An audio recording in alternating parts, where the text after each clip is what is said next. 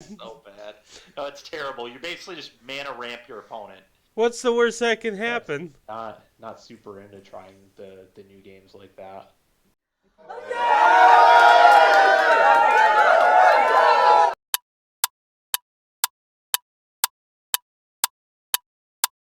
Steven and Larry, and we're talking Swish. Welcome, everyone. Talking Swish here. Larry here, along with Steven and Dewey. Guys, how are we doing? Doing good, man. Today we had a Pokemon stream with Eli again, which was awesome. We haven't had him on in feels like a month. It's been at least 3 weeks, so it's close to a month. Mm-hmm. But yeah, we had Eli again. We talked a little bit about the Pokemon meta, the current VGC, which stands for Video Game Championships, like metagame, what people are battling with, and the reason we had this conversation is because in a month I am going to participate in my first online Pokemon video game event, which is going to be really fun. Which, I talked about this, I think, when we were doing our end-of-year wrap-up, that my goal for this year is to get involved with some other competitive games in addition to Magic, and Pokemon was one of those games that I was really looking forward to maybe getting into. And last week when I was doing some shiny hunting, Raja came in chat and said, he was mentioning that I should consider getting into the competitive scene because he thought I'd think it was really fun, he thought I'd be pretty good at it. And so we've got an opportunity to do one of those events next month, and we've got a lot of people in our Discord who are interested. Eli is going to do it. Like I said, some other people that aren't on the team but are big supporters of the team, like Zach, he's going to be doing it. Josh is going to be doing it. Some subscribers to our channels. That's going to be really, really fun.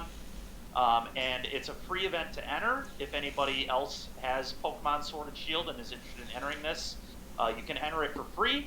And once you compete in 3 battles during any of these next three events that they're doing, you get a free, shiny, legendary Zapdos, Moltres, and Articuno from the new games, so the Galarian versions. So that's really cool. So we're gonna be doing that. And I've been playing a lot of Alchemy, which we're gonna talk about tonight. Mm-hmm. So I won't go into huge detail on that yet.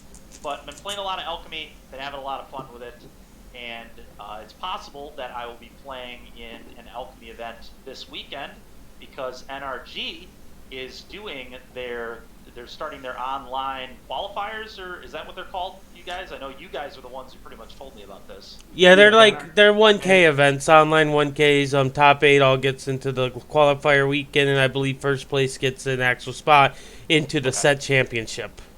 That's awesome, man. For Neon, Kamigawa, I don't know the name of it perfectly offhand. Very possible I'll be doing that this weekend, and I've been talking about getting an article out here pretty soon, and maybe I'll do an article, even if I don't play the event, maybe I'll do an article on what deck I would have played and why, even if I don't play.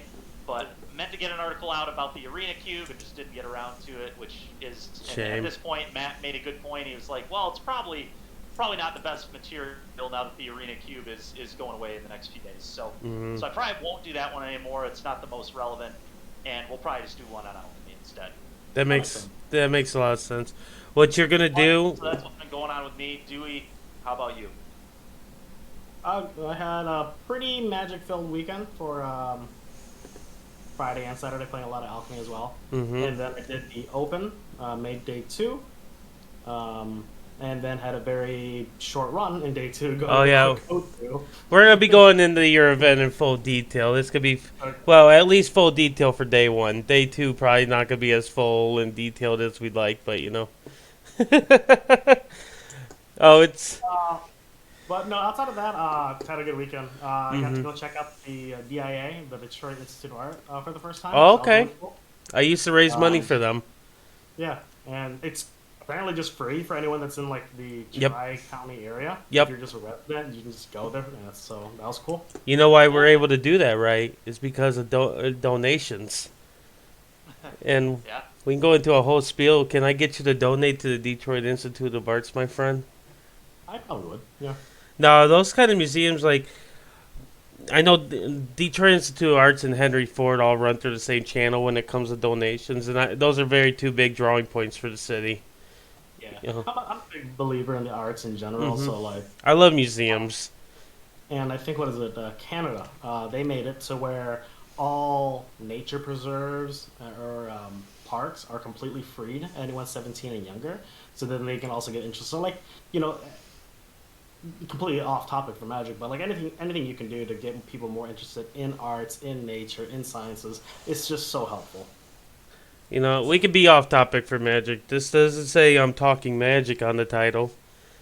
Yeah, exactly. I spent most of my start there talking about Pokemon. Yeah, Yeah. and I'm gonna talk. I did also go get food because so like Nina and I we like to go check out a new like food spot like pretty much like every week when we go out. Good call. Go to a new spot, and man, we went to a burger joint and I was like, kind of expecting a lot out of it because it's named the Royale Cheese, and it was kind of just medium, just What was it called? Royale with cheese. Royale with cheese. Yeah, haven't heard of that one. It's a line from the Tarantino movie. Oh, I haven't seen a lot of Tarantino movies, so Oh, okay. I couldn't name any actually that I've watched. I'm pretty sure I've seen some. Well, it's like a burger joint. They also do some wraps, some sandwiches, and then fries. And honestly, the fries to me were like the biggest hit for Okay. it. The burger was just like I don't know. I went with the classic, like what they're known for. Mm-hmm. It's called Just a Burger is the name, Funny. and it's a great name, but it's an awful name too, because they would go. I'll just take the Just a Burger with the combo, and then Real did the same thing with the combo, and then he's like, well, what kind of fries you guys want? I'm like, I'll do the garlic parm, and she's like, I'll do the sea salt. And so he goes back to us and goes, so just the burger? I'm like, yeah, just the burger. He's like, so just the burger? And I'm like, yes, just. Oh my god, that's so confusing. So Yeah, I wonder. Like a good 5 minutes back and forth of like, I just want just the burger with the combo. That's it. He goes, Dude, that'd be so bad for someone like me who like always edits the burger. Mm-hmm. And so I'd be like, well, I would like just the burger, but I would like just the burger without, all the... It's so terrible, dude. So It's really funny, though. I wonder if they took that off of How I Met Your Mother with the Just a Burger name.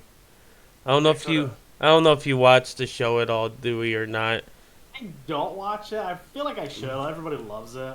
They have a whole episode about like the best burger joint, and people would go into like, oh, it's just a burger, and they'd go on he went on a big old triad about it, why it's not just a burger. So it just seems something that's like lined up to be like not ripped off, but inspired is the better word. Right. No, I mean it's a solid spot, but it's not gonna be like a spot that I'm gonna like drive all the way out for. And it's plus it's like you're spending like $30 for 2 burgers, fries, and a fountain pop. Soda, but it's cool. Yeah. But like, so it's not ridiculously unreasonable. I did find out that after the fact that it's all sustainably sourced, so I kind of respect the price even more. But I don't know. Maybe I'll go back and maybe I'll try a different burger instead of just the burger. But, Understandable. but Yeah, I haven't gone to too many places on the Detroit area. The only place that I've gone that's like a burger joint, I guess you can call it, is Wahlburgers, but that's not like a local thing. That's like more of a chain. Yeah. right. I need to think try you go some to more one in local. Boston. I need to try some more local Detroit eateries. Oh, dude, so many good spots since I've Oh been yeah, over here, like, I bet there is. just a new one every single week. It feels like. No, you have like a good range because you have all the suburbs. It reminds me of like living in Chicago, where you're not going to hit everything. If you want to have like a different experience every time you go, you could definitely do that. Yeah, like right around me, I'm in like a mecca of like Middle Eastern and Indian food. Yep. So like I'll just check that stuff out all the time. But Makes then sense. I get to, if I want to, I can just go, travel 20, 30 minutes and I can have like amazing Asian food. Mm-hmm. Or, I don't know, But like, there's really no limit on what kind of foods I can get my hands on. So Yeah, you have like an unlimited source to your disposal at your fingertips, and that's awesome. I mean, honestly, Grand Rapids isn't. I have the benefit of not being here as long and being here during the start of the pandemic, so I still get to go to places that I've never been to, and get that whole like new experience. Where you both might have a little bit harder time doing that. I mean, even when I was in GR, I was still going to a new spot pretty much every week. When I was going out, and so like a bunch of my coworkers, my boss, the director of HR, when they are going to visit Grand Rapids, they'll just ask me for advice on like where they should go and what food spots to go visit. Because I was like, yeah, no, I'll go here, here, here, or here. And they're like, all right, what if I'm feeling this? I'm like, oh, then you have 3 options. These are the spots. I would go with this, but if you're feeling like this kind of atmosphere, then go here. And they're like, okay, we're just always just gonna get your feedback on if this is a good spot or not now. Yep. So, Cool. It's like the other night we went out for Andrew Waltai's, our teammate's birthday, and we went over to, what was it called, Juice Sushi? sushi, yep. Yep. And I've never been there before, so I got to have that new experience, which I know you guys have all been there before. I'm assuming you've been there before? I don't know. I recommend that spot. Okay. Whenever someone wants like a good cocktail spot, good atmosphere, if you go during like their happy hour, you can get a super well priced meal too. Okay. They're not the best sushi spot in GR in my opinion, but they're up there. Yeah, we'll have to check. Next time you come to GR, maybe we'll have to go out to another sushi spot. Explore some other ones, because I'm always looking for new experiences. Like I said, that was like the big draw of the Magic tournaments. But then that we're talking about Magic tournaments, let's have a funny story while we're at it. Okay. Let's tell the story how Steven talked me into going to Philadelphia for this SCG event. Oh, wow, I talked you into this. Is all Zach Allen's fault for anybody who's listening. But he convinced both of us to go to SCG Con in Philly.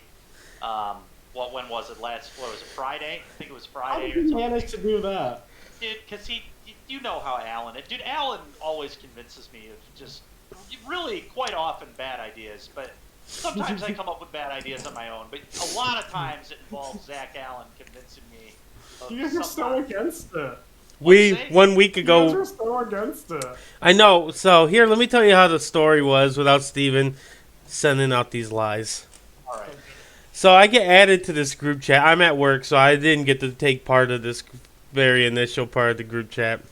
And Zach Allen's very hype about SCG Con. He thinks it's going to be. Super hype. He Very thinks Zach it's. Allen energy. He thinks You it's know going to Zach be a Allen very knows easy stuff. field. He thinks and he said one of the big draws actually is it's at Valley Forge Casino. He probably has like a very nostalgic there because he's had very good success at the Valley Forge location.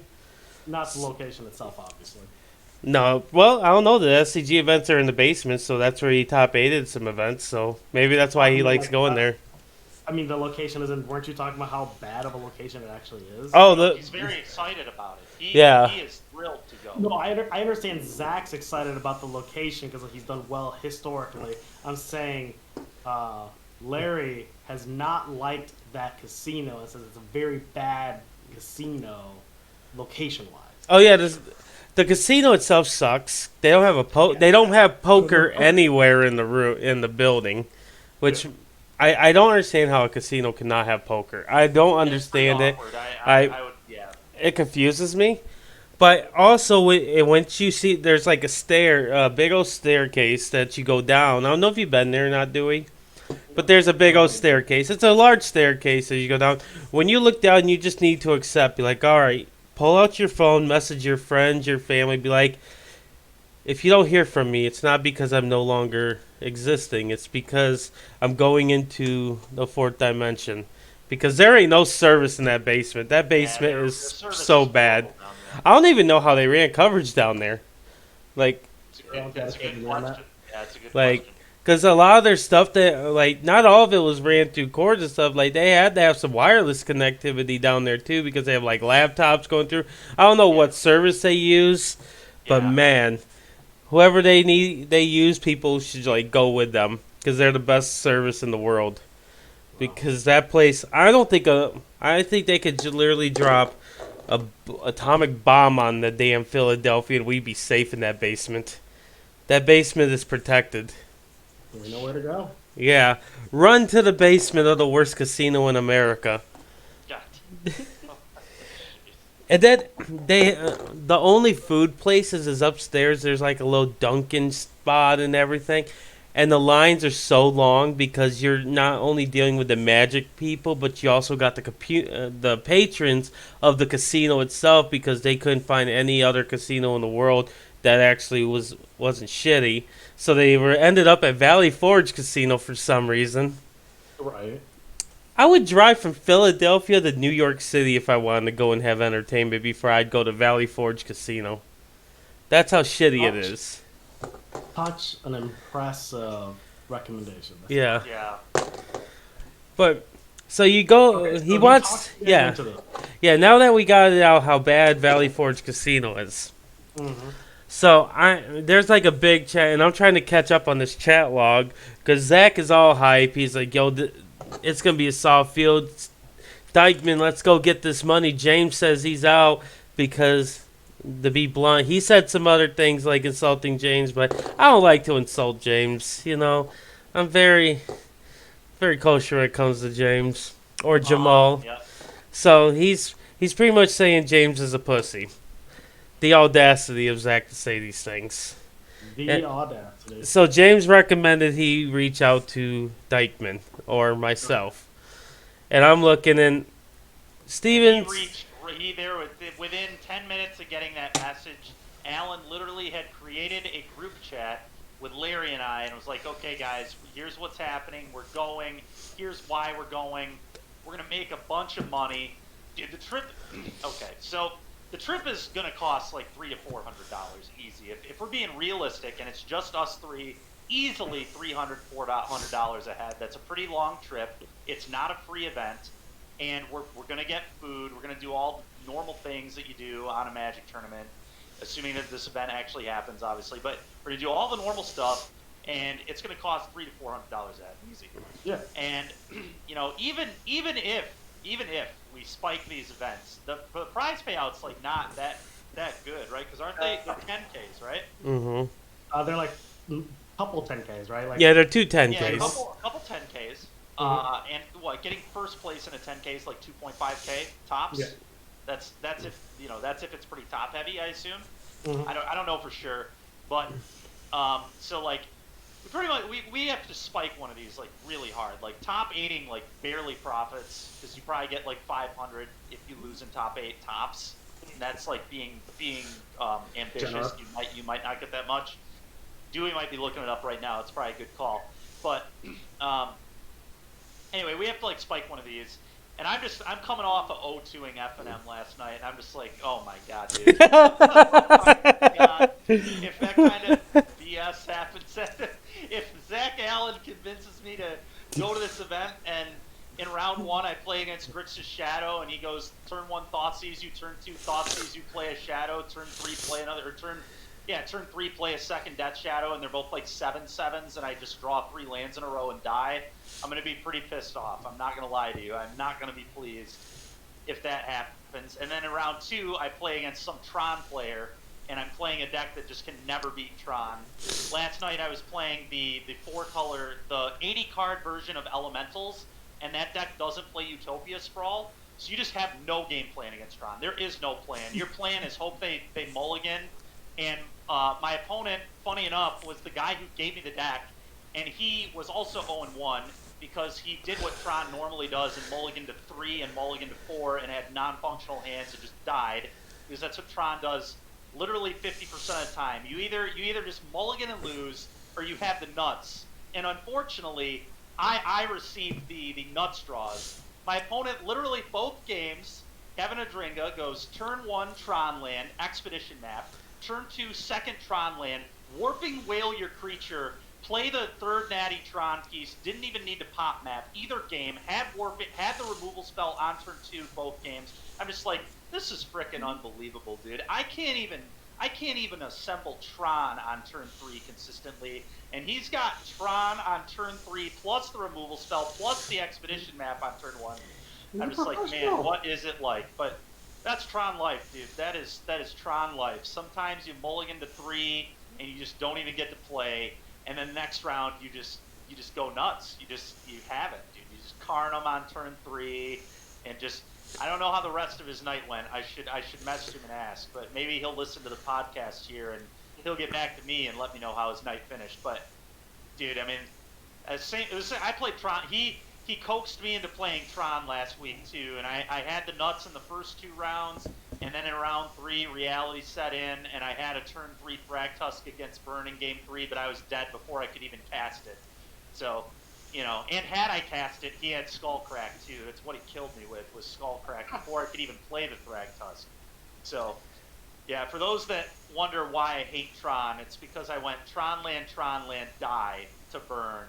Was not a great feeling, and I kept like literally the best possible hand is a turn 3 Thragtusk. Like, you can't do any better than that. You can't mulligan that hand. Like I can't just mulligan the turn 3 Thragtusk. You just kind of have to shrug your shoulders and hope it's good enough, and it certainly was not good enough. And then in the last round, I can't remember. I don't even know what I lost to. It doesn't matter. I lost in the last round because Trons, you know, sometimes it just does its thing, and other times it doesn't. Yeah, I don't know. If you can't tell, I'm not the biggest fan of Tron from. Yeah, I couldn't tell. From our previous videos with Tron, and when I'm playing Tron, I spend most of the time complaining a little bit. It's a frustrating deck, man. Like I played that deck for a year, and I had some okay results. I top 8'd a few events and things, but it's just not consistent. And the new Mulligan rule actually did not help it as much as people would like to believe it helped it. But play that deck for a few weeks, and you'll realize it's really not that consistent. It's very annoying. Playing not consistent decks is just not. I don't know. It's frustrating. Listen, we could do a whole episode on this. Well, okay, one at a Yeah, time here. Dewey, go ahead. I was gonna say, I think people just remember the highs when they play a deck like Tron, you know. Mm-hmm. There's certainly some highs, but my God, there are also some lows. Oh yeah. I think I remember the lows a little more than the highs. I remember You both, but the problem is highs don't really do it for me. I want to win consistently, so Right. I don't really care about the highs. I want to continually win my matches, which Tron does just not do very well. At least, you know, maybe who knows? Maybe I just suck at Tron, but You do. know, I don't really know what else you can do other than just like try and have a good opener. And when the deck just doesn't have it, I don't know what you can possibly do. Like Nothing. get lucky, I guess. Like Yeah, that's the part of Tron. We just need to get on one time. We need to bring Noah back on, and we should just do a whole episode of Tron.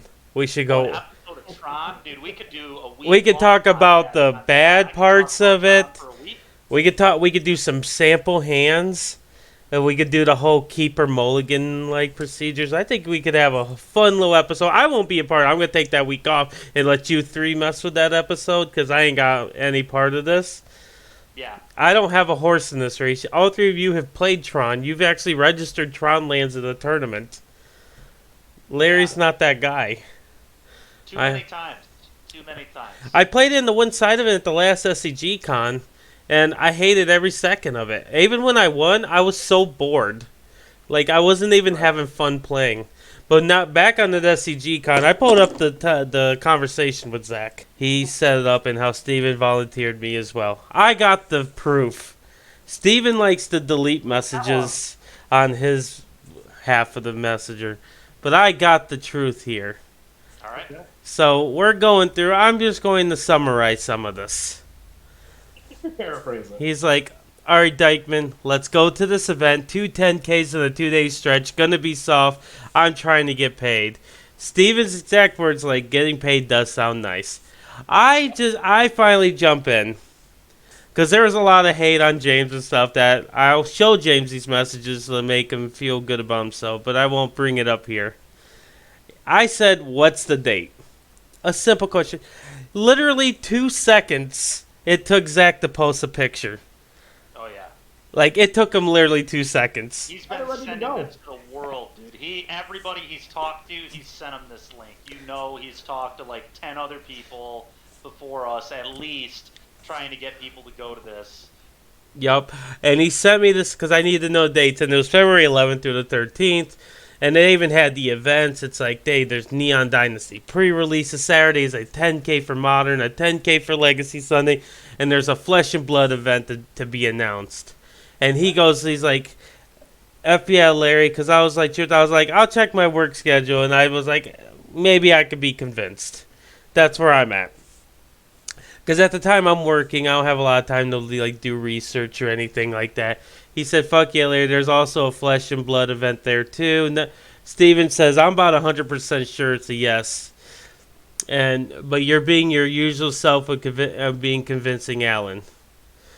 And then I told them I'd rather play the 10Ks if I did end up going, because I agree that I think the field wouldn't be as like strong as if it was going to be a typical Open or a typical Grand Prix. Yep. And then we started going in about the whole Valley Forge Casino, and he said he's not going to lie, that's why he wants to go, like we previously mentioned. I was like, all right. And then Steven was talking about going. He said, I need to make sure Julia don't have anything planned for that weekend. Yeah. And then that's when I chimed in and let him know I actually can get that time off, like without it counting into my vacation time, because unfortunately I have some, what is it called, bereavement, or where the hell the name of it? Yep. Yeah, I have some time to use because of the situations I've been dealing with this month. So I have like a week's worth of it they give me to take off. And then Steven brought in one very solid point. That's Super Bowl Sunday. But thankfully the Super Bowl can be watched on the road. Yeah, you watch it So anywhere. so we can watch it at a bar in casino. So at the end of the day, Zach Allen convinced me and Steven to go. Mm-hmm. Now with that aftermath, initially Steven volunteered me, but it's cool. Zach convinced Steven, then Steven volunteered me. Yep, that's exactly what happened. Yep. Don't let anyone tell you otherwise, especially me. Those are the sequence of events that Yep. Larry believed happened. But yeah, anyway, so that's how Zach Allen convinced Larry and I to go to SCG Con Philadelphia, which is what, in 3 weeks? 4 weeks? Yeah, 3 weeks. I think it's 3 weeks. And then 1 week before the Pokemon tournament, funny enough. Mhm. So those will be, we got some busy times coming up here for Team Swish Well, Gaming. hold That's on. all right, that'll be fun. Hold up a second. The Pokemon tournament's a week after? What days are Yeah. those? What's that? What days are those? I believe so you have to register like before it actually happens from the 3rd to the 17th, and then the actual event takes place the 18th, 19th, and 20th, and I'm not sure exactly like when you I don't know how Pokemon tournaments are like structured, if that makes sense. I don't know if it's the same as a Magic tournament. I assume it's not, but I think it starts at like 10 a.m. or something. I don't know. I'd have to look at it again. I forget exactly what time it starts. I know what day it starts. So That's a good start to knowing how to enter an event. funny enough, you know that. So you're skipping the NRG weekend to go do that? Oh, that's awkward. That's awkward. You know that. You know there's no chance NRG gets canceled now, only because you're trying to double book. Probably, yeah. That's funny. Because if there's any time an event won't get canceled, it's going to be the time that you're double booking yourself. Oh, that's really funny. Well, I guess maybe I'll be doing both. I don't know. We'll figure it out. All I have to do is, that's a good all I way have to do good in an event is double. just like online on Switch, so I can definitely do that on the road. So maybe I'll just do both. I don't know. If I can do both, I'll do both. No, that's fair. I just wanted to bring that up because I thought that was super. Because not only are we going to Philly now, but now we're adding 2 weeks worth of trips. Yeah. Ooh, doggy. Yep. Ooh, buddy, this is going to be fun. It's a movies. Yeah, maybe we convinced Dewey to be the 4th for Philly. Oh yeah. I'm sure we've done a great job thus far of convincing him too. Yeah. Absolutely no chance. Yep. Dewey, you owe us. How do I owe you? Because you canceled an event when we were supposed to go to Chicago a few weeks ago. I canceled that? Yeah, you canceled the reservations. That is correct. I technically did cancel the reservations. Unbelievable, man. We could have still went to Chicago. Nothing said we couldn't go to Chicago that weekend. We could Weren't you have. the one that messaged me and went, "Hey, make sure you cancel the event"? Nope. Mm-mm. Are you sure? Yep. I have had somebody that made a second profile of mine. I was dealing with some of that hacking situation, which is unfortunate. It makes sense. They It's didn't really like. widespread right now. They didn't really grab my debit card information, my Facebook Pay, anything like personal. They just went in. Just that one message. It was pretty weird. But yeah, more so we're going to SCG Con. It's gonna be a good time. That's what I'm telling myself. Yeah. Because I really think these are very poorly paid out events. I don't even know what the entry fee cost is at all. Yeah, how do you know? What? We'll in figure it all in my out. head they're $80. In my head they're In 80. your head, they're $80. Okay. Well, even I think if that's 50. My guess would be 50. I hope they're like 20. That'd be gas. I don't think they're gonna be I don't think they're gonna be 20 either. A little more coin than 60 to 20. 80. Yeah, like it's gonna be rough there. Modern and Legacy. If you're looking for an event and you're in the Philadelphia area and you feel like it's safe enough for you to go, definitely go out to the event. Only because I'm not here to tell you not to enjoy your form of Magic. I personally don't think they're good rated events. For if you're going to just grind side events, I did that at the last SCG Con. That's super fun.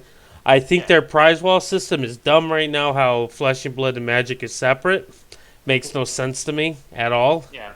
Especially when you could trade the tickets in all for Star City credit anyway, and it all goes under the same label. But when you go to the prize wall, it's really dumb. But that's a conversation for another time. Maybe we'll do an SCG Con whole topic about that sometime. Just like a good way, like different ways you could approach the events. Because actually, I think that would be a reasonable episode. Because there's a lot that you could do at these weekends if you're not just trying to do the main event. There's a lot of things you could do. I agree with that. Yeah. But let's go ahead and jump into our main topic here today. We've been having a nice conversation talking about the weekend event. But before we get into the main topic, we need to, we're going to be breaking down Alchemy. That's the main goal here. But to get there, we've all had a little opportunity to touch Alchemy, have our first take on it. And I want to get some of our views on the first take, our first impressions of the format. Only one of us has done the actual somewhat of a competitive event for Alchemy, and that's been Duy. So Duy, what I want to do is I want to talk about your Arena Open. For those that don't know what the Arena Open is, you've been living under a rock or you just don't play Arena. You made a smart decision until you loaded up to play the Open. Right. What the Arena Open is, it's a more of a competitive tournament where you have you could say you can do as many bullets as you want. What that means is you can play the event as many times as you want to get qualified. And what it is, you have two options. You have best of 1 or best of 3. Best of 3 is usually you have to get 4 wins as a Duy. Yep, 4 wins without a single loss. Without a single loss. It's brutal, but it can be done. Yep. It's best of 3, so you get the full sideboard, the whole shebang. And then with best of 1, you go to 7 wins, and you can get up to 3 losses. Once you get the 3rd loss, it's over. And there's prizes, different tiers of pricing along the way as well. Once you get to 7th, you get some pricing, usually some gems or whatnot, along with your token. And then once you get that token, day 2 starts up, and usually day 2 is best of 3. Yep. Regardless. 3. And what you have to do, there's a window that you have to enter, but you don't have to play initially in that window. You just have to get registered, get your deck list submitted, all that good stuff. Now that we got the Arena Open basis out of the way, Duy, let's kick it off. Let's talk about how many bullets did you do? I think I did 4. You And that's did. usually around my cap. I'll usually do about 4 tries. All right, you did 4. Mhm. So, if for those that don't know what that means, it means he struggled hard. So, Kind of. Yeah. so what formats did you do for each bullet? I did 2 of each. I did 2 best of 1s and I did 2 best of 3s. Okay, and you started out with which format? I started out with best of 1. That's usually my preferred way to get queued. I've just had better luck on getting queued off the best of 1s. And my logic on this, and I know that Steven actually has a different of opinions on this, is that I would rather lose against 2 random decks that I just had no shot against, over losing it to just a deck that you just couldn't beat in best of 3. Even though you have that higher chance of being able to overcome it because they have access to a sideboard, you have access to your sideboard and all that stuff, but that's just my thoughts on it. Is generally, I prefer to get queued off of the best of 1. Okay, Steven, I want to know what your mindset with that is. So, there are a few things. First thing is, in most formats, I don't think there are matchups that are like, so insanely bad that I just like if I run into them, I think I'm just auto lose or in so far in all the arena formats, there haven't been like 30-70 matchups in most formats. Most matchups are like 40-60 at worst, and I think typically they're even closer than that. But especially with a lot of the decks I was playing, like when you play Thoughtseize decks, which is typically what I played, like you can kind of just beat anything when you have a Thoughtseize on turn 1 and your opponent doesn't draw super well. And since I played Auras a lot, I was playing a Thoughtseize deck. We played some mono black aggro occasionally in Historic, another Thoughtseize deck. I played Cat Oven occasionally, and Cat Oven is a Thoughtseize deck post board, but it's also just like a really busted deck that's hard to interact with. I just feel like those decks are I just kind of like being best of 3 for that reason, but also what is best? I mean, best of 1 might queue you for day 2, but at the end of the day, the goal is not to day 2. The goal is to get 7 or 8 wins. I mean, now it's 8 wins on day 2. Is it? They upped it? $2,500 or whatever. They upped it? Yeah. What was it? Yeah. So it's 5, 6, and 7. It's still just that for the wins, but I think 5 wins gives you 1,000. Yeah. You get in the money. So if you hit 5, I think it might be 6 wins, isn't it? 6 is 1,000, 7 is 2,000, and 8 is 2,500. I can confirm. Oh, they added some. They added some money. I've seen people hit 5, and I thought get nothing, and I think I've even hit 5 in 1. Well, you don't get cash, but you still get a crap ton of gems at 5. You get a ton of gems Yeah. and gold, and it's still great. It's not nothing, but it's not the monetary value. You don't get anything like in your wallet. Right. It's up to 8 wins. 5 wins is 25,000 gems, and you're right because I've gotten 5 wins a bunch of times too. Yep. That's what I thought. Yeah, 6 wins 1,000, 7 wins 2,000, 8 wins 2,500. Yeah, basically you got to be 66% or better, which I mean makes sense. That's a reasonable percent. I mean that's like the percentage you aim for as a competitive player. Mm-hmm. Which is you're a pretty darn good Magic player. But anyway, back to kind of the point I was making here is that if you queue for day 2 on best of 1, great, but how much does that actually do for you? Because that's not the format day 2. So it doesn't really matter what you did in best of 1 on day 1. That did not help you very much for day 2. So I like to try and queue playing the format that I'm going to play the next day because first of all, I like to be able to sideboard all the time. It's just how I like to play Magic. But second of all, I think it prepares you better for the second day. So that's my logic on it. Don't get me wrong, I've queued for day 2 using best of 1 as well. When I played that mono white Magecraft nonsense in Standard, and we have a video up for it on our YouTube channel. I queued. I can't remember if I 7-0'd or 7-1'd. I think I 7-1'd with mono white Magecraft in Standard. Just a really stupid, like hyper aggro white deck, and it was just good enough. And it was pretty funny. I mean, that's happened. Like it was just really good content. Honestly, I would recommend it. A pretty good meme deck to say the least. Larry played it actually at one of the side events. When we went to the Invitational, and you did pretty well, right? Yeah, I was like, what was it, 3 or 4-0ing like at least 3 events with that. That deck was gas in best of 3. Is like, especially against players that aren't ready for it, and against like not super good players, it just ran them over. It just killed people, and people never knew what to expect because it wasn't a meta deck at all. This was a very weird deck. I was playing like 4 Wings of the Cosmo, just cards that aren't even playable. Cards that are just unplayable. People that lost to me were probably furious. They're probably like, "This is nonsense, terrible deck. This guy's an idiot." And then I went 7-1. But regardless, the point here is that typically I like best of 3 more. I did best of 1 there because I thought the deck was really cool. I thought it would make for good content. I enjoyed it. It was something I made pretty much myself, just entirely. And I did really well, and so that was cool. But unfortunately, I don't think the deck is quite good enough for best of 3, especially against Blue-Red, which was the best deck then. It's still the best deck now. It's always been the best. It's just the best deck in Standard. And funny enough, it may just be the best deck in Alchemy too. Weird, but blue. I mean, it's just there are just so many stupid cards in blue red and standard, and and we'll get to alchemy in a minute here too. But yeah, it's just it just wasn't quite up to snuff with that deck. Not as consistent as that deck, and that deck's just so good. But anyway, point here, best of 3. It's typically what I like to do. So yeah, and so I agree with you on a general sense. Best of 3 should be the area you should go to. If you're using it as testing grounds, in a sense, and getting a better feel for the meta for day 2, I agree 100% on that. The prize structure also tells you should be playing best of 3, for the record. The prize structure in best of 1 is trash. The first 4 wins gives you nothing. Yeah. Nothing. You get 0 rewards for the first 4 wins. Terrible. Awful.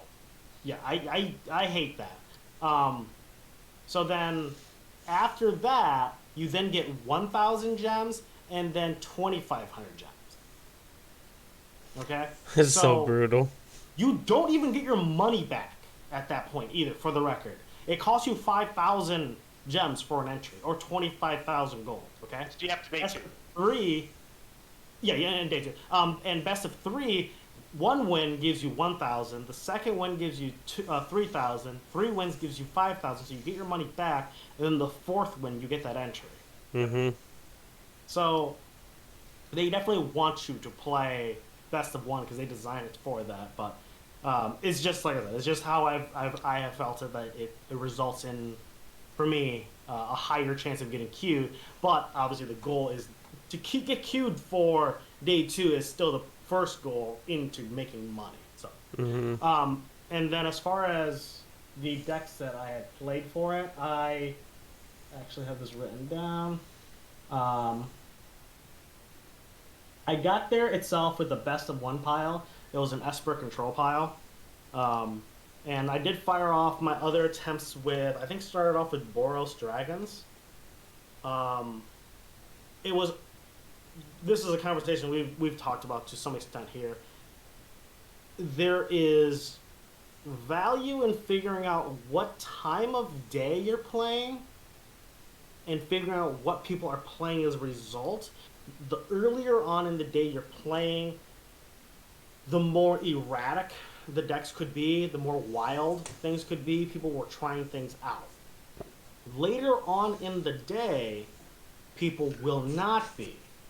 They'll most likely be trying a deck that they have either seen or have played, or any variety of things. So you just want to be prepared for that it may change due to these circumstances. So just being prepared for that. So I started off with Boros Dragons. My logic, I just want to play a solid mid-range deck, do something stupid, because if you get the Whelp or the Orb and land a turn 4-drop or 5-drop earlier on, it's usually really bad for your opponent, and then you can just have insane hands and just win that way. I got, I think, like 4 wins out of it, and then died. And then I swapped over to best of 3, and I did an Esper control pile, and then I did another shot with a different control pile, and then I used Kowalski's best of 1 Esper control pile and got there. Nice. Classic Kowalski qualifies another Swish member for day 2 of an arena open. Worked in the content quite a bit. Very recurring theme amongst us on this team. Kowalski qualifies us for a lot of stuff. He sure does. I think we're coming to the terms that Kowalski might be a good player. Turns out. Quite good. And I also did give him a shout out because of just how great it was and how helpful he always is with that kind of stuff. So, so yeah, that was my run on day 1, and then day 2, I modified my best of 3 deck and then ran it with. I made some minor adjustments to expect a heavier control meta, because it felt like that was pretty much all I was playing against towards the end of it. And I unfortunately just completely stumbled with the deck. I went. Game 1 was against a Boros Dragons deck. I stumbled on man. Oh no, it was against a blue-white control deck designed for the mirror. and game 1 took so long that I was like 10 minutes up on them, or 8 minutes up on them, and then in game game 2 they still got there. I hadn't gone to like 3 minutes, but I had a mold of 5, so it was hard to hold on to. And then in my second match, I was against Boros Dragons, or Blue-Red Dragons, rather. Yeah, they were Blue-Red Dragons. And I didn't get there with them because I stumbled on mana. I kept 3 land hands, and I didn't hit 4th or 5th mana on either game until, I don't know, it was like turn 5 on one and turn 6 on another, so just going multiple draws without hitting the lands, and so Yeah. you just get behind so you lose. That'll be a little brutal. Yep. Yeah, that. Hey, at least you made day 2. You know, it was a good experience. Not a super ton of time in the Alchemy either, so that helped. No. So No. Format's only a few weeks old as it is. Like, So with that nobody being has said, more time. definitely be proud of the accomplishment you have. Yeah. Me and Steven would have obviously went farther on day 2, but that's not even the discussion for right now. To be fair, Duy did play my deck in at least one run, right? The Jeskai control deck, Duy, you played through one run, and you said you went 1-1. Oh, yes, sir. That was the other Yeah. control deck I played. Yeah. And Yeah, that was, it started off strong, but it just, it unfortunately just, like, had a bad run, so. Yeah. I still think, I mean, if I was interested in playing, like, grinding, like, the grindy matches all weekend long, that I would maybe play that this weekend. But right now, my choice would be mono green. I really liked mono green. I think I had a pretty good build of mono green. Once we had, I had some people in chat kind of mention some edits, and we won like I think eight or 9 matches in a row with that deck, and we're beating blue white, which is that's the deck to beat. So I think just playing a bunch of green idiots with haste at 4 and 5 mana, and then just having really good aggressive creatures in the early game is a good combination. And then you got man lands. The deck really kind of has everything you want in an aggro deck. It's got a good early game, some good like card advantage sources with Ranger class and the 2-mana Wolf. It's got really good mana sinks with your man lands and Ranger's class. It's got very, very good mid to late game aggressive creatures because you're playing a bunch of 4-power idiots with haste. You've got obviously the Yolvenwald Oddity, which is standard legal, and I was main decking 1 Frog Hemoth and sideboarding a second one so I could eat people's graveyards to shut off liars and stuff. And then there's also I forget the name of it right now, but it's the Wolf with Foretell is the other haste idiot for 4 mana. And realistically, I should be playing 4 of those and 2 oddities, but I didn't want to burn wild cards yet. But if I do play the event this weekend, I'll probably be playing 4 of the Wolf, because the Wolf has Foretell, and basically it's 6 mana to cast from Foretell, but it gets a +1/+1 counter for every turn that you've started since it's been foretold. So it's essentially at minimum an 8/8 trample haste for 6 mana, and I think one game I cast as a 13/13 trample haster for 6 mana and just like killed somebody. But card's really good. But the deck was sweet. I'm pretty impressed with that deck, and I know some other people had some pretty good success with it this weekend in the Arena Open as well. I built it a little differently than them. A lot of lists I saw did not play the 1 mana 2/1, which I have liked quite a bit. The pack leader or whatever it's called, I forget the name of that one too, but 1 mana 2/1, and then it gets a +1/+1 counter when it enters if you control a permanent 4 or greater, and then whenever you cast a permanent 4 or greater, you put a counter on it as well. So it's a 2/1 that scales as the game goes on, which is really, really good.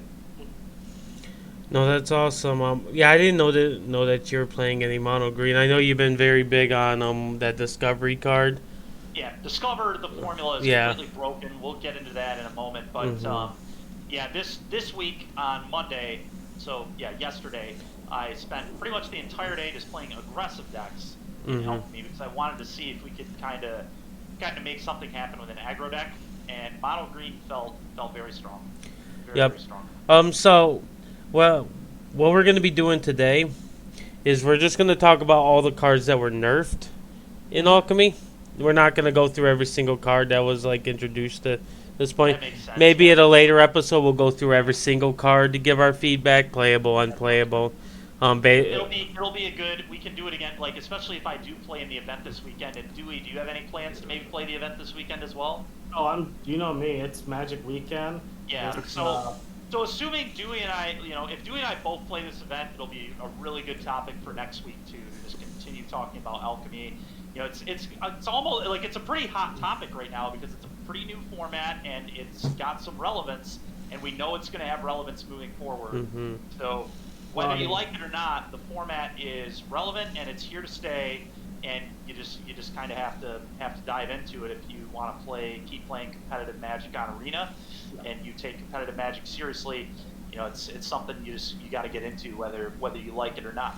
And to be honest, the format has been pretty fun to play, in my opinion. There are some really stupid cards that should not exist, but it's still been fun to play. And that's true about a lot of formats. We'll see how. Plenty of cards in Modern too, but.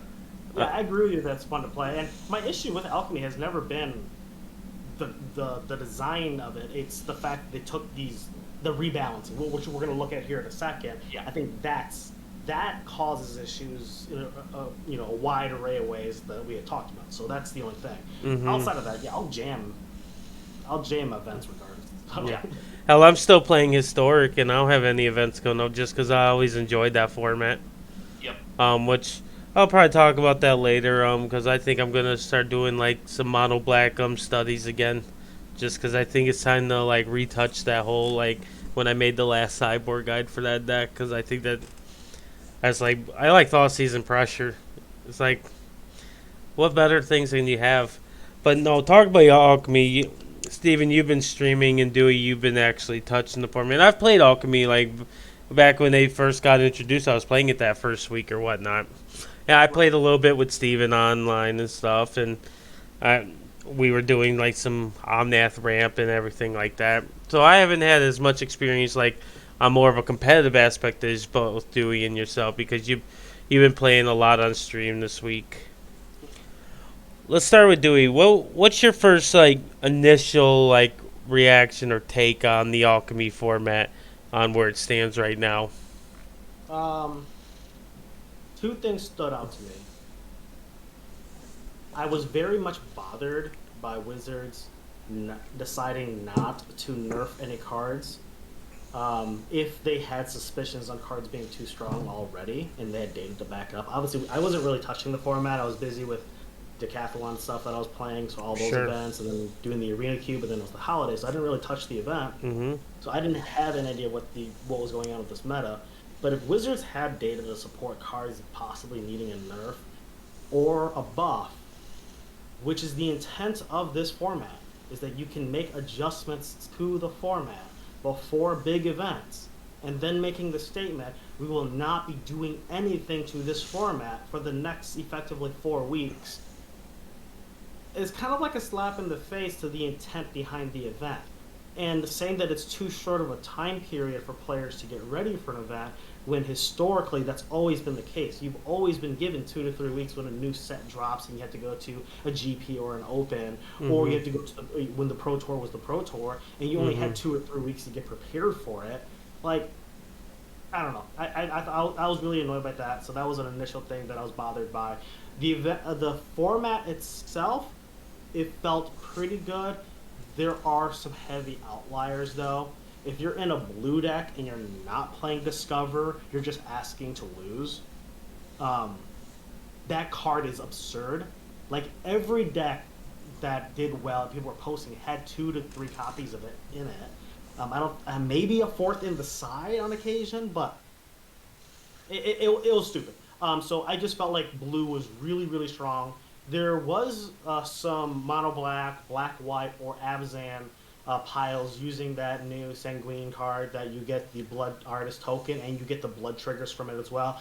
That deck is doing very, very well. And then there's some aggro decks that are getting there, the Boros aggro deck, and there's like, it was funny because I'm reminded of like the Eldrazi Winter in a sense, where like you had the baseline version, then you had the version that was designed to beat that version, and then you had the version designed to beat the control version because you stopped caring about that version now. So there's like 3 versions that I was well aware of, and I'm pretty confident as the weekend kept going on, there was more iterations to beat it. But blue felt like the strongest color of the weekend.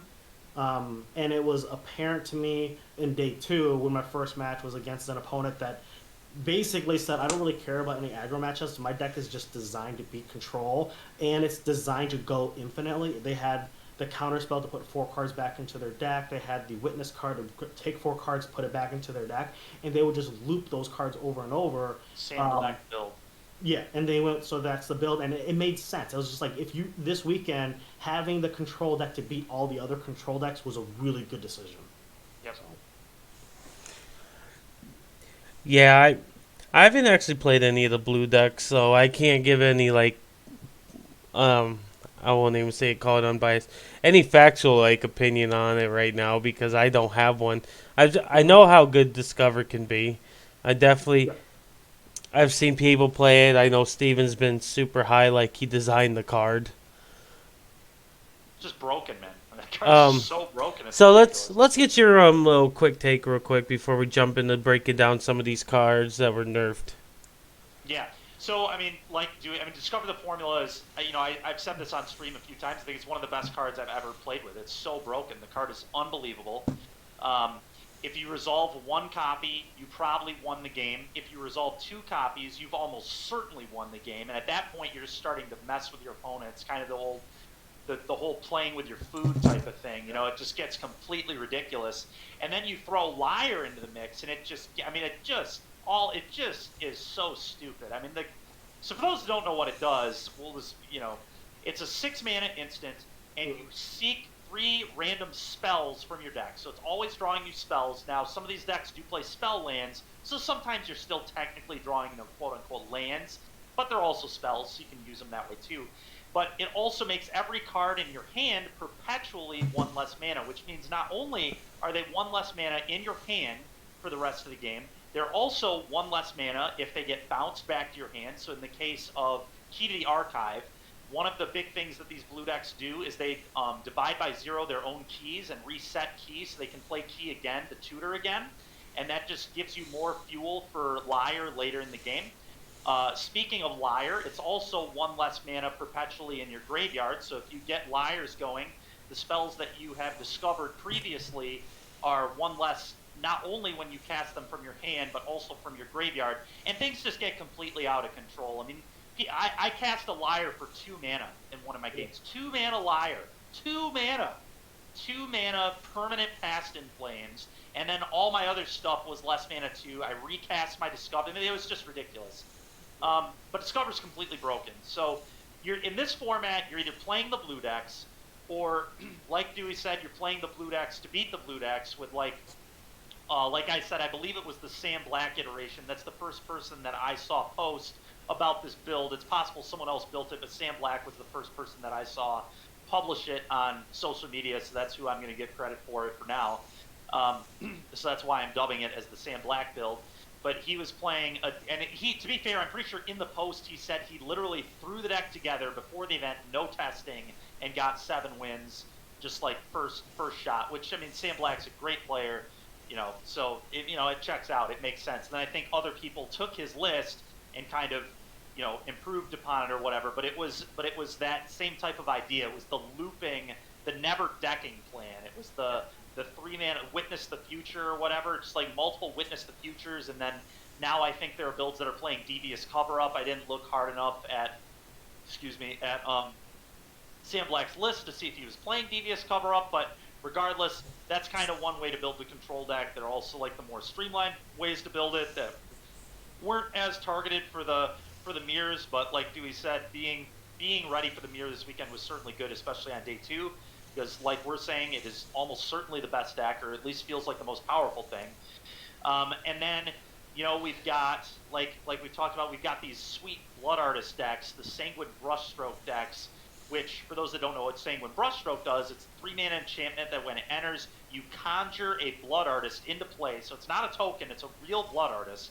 So if it ever dies, you can recur it. If your opponent has an unsummon or whatever, it goes back to your hand. So it literally creates a card. That's kind of the weird stuff you run into in this format of Alchemy, is you get these kind of weird things that would never happen in paper. You just it's hard to even fathom that. You just assume that Blood Artist is a token, but it's not a token. It's a real Blood Artist. But anyway, basically the Sanguine Brushstroke. Whenever you sacrifice a blood, you gain 1. Your opponent loses 1. And so, I had some games where there was a game where I resolved to discover the formula at 13 life, and my opponent literally killed me with Blood Artist triggers and Brushstroke triggers while I was resolving my spell. It was unreal. On my turn, with one card in their hand, they cast the 2 mana, what's the name of the sack a creature, draw 2, and then make a treasure, Deadly Dispute. They cast a Deadly Dispute, sacking a Shamblegast, I think, drained me for 3 because they had 3 Brushstrokes and 3 Blood Artists in play. So that put me to 10. And then they had 3 bloods, so they like popped all 3 of their bloods and drained me for 9. And then they like had a way to kill their own Blood Artist and just like killed me. So that was how I lost from one. So that deck can really do some wild stuff. It draws a lot of Sanguine Brushstrokes. So be very careful if you're playing against that deck. That deck can just kill you out of nowhere. Typical Blood Artist stuff. But I know me some Blood Artists. It is, yeah. No, I mean, I remember Blood Artist kind of did that stuff in Standard too. You like think you're good, and then all of a sudden, bam, you just die. It's just like out of nowhere, just craziness. But so there's that deck, the like black-white iteration. There's a mono-black iteration. I'm sure there are probably going to be other iterations moving forward. There'll probably be like a black-red at some point. There might even already be one, who knows. But there are just tons of ways to build it. Going to be a lot of, we had Zan Syed playing the Abzan mid-range version of it. Just tons of ways to build it. I'm sure as the format moves on, we're going to see more because it's just a really good staple of the format. Going to be a big player moving forward. Then we have, so I mentioned the black mid-range decks. You mentioned these control decks. Then you have some aggro decks. There weren't a ton of this mono green deck, but there were some of it. I mean, if you're being aggressive, you really, really need to get low to the ground and try getting under these. The problem is it's tough to build aggro decks that are both good against these control decks and these black Blood Artist decks. I think I didn't get a ton of testing against these black mid-range decks with mono green. I'm curious how it'll work. I think it'll be fine because your creatures have a lot of toughness to get around Meat Hook, which is good. I'm also starting to main deck. I've been main decking the dude that just blows up enchantments and artifacts because that's just how good enchantments and artifacts are in this format. I don't even want all of them in my board anymore. I just want some in the main because it's really good in mirrors too. This is good against like every deck. But so there's that deck, and then you've got these iterations of the Dragon mid-range deck, which initially looked pretty bad. And Brad Nelson even talked about in his article how he thought it was like a trap deck. He thought it was one of the worst decks in the format. But the thing that Brad didn't really go into detail that I think people have started to figure out with the Dragons deck is, one, you don't need to be mono red, and 2, you can play blue. And blue, like we said, blue is just really insane in this format. Divide by 0 specifically is ridiculous. Again, it was ridiculous in Standard, and it looks like it's going to be ridiculous in Alchemy too. But there are iterations of this Dragon deck that are now they have all the dragons, and then some of them are playing the blue dragon now too.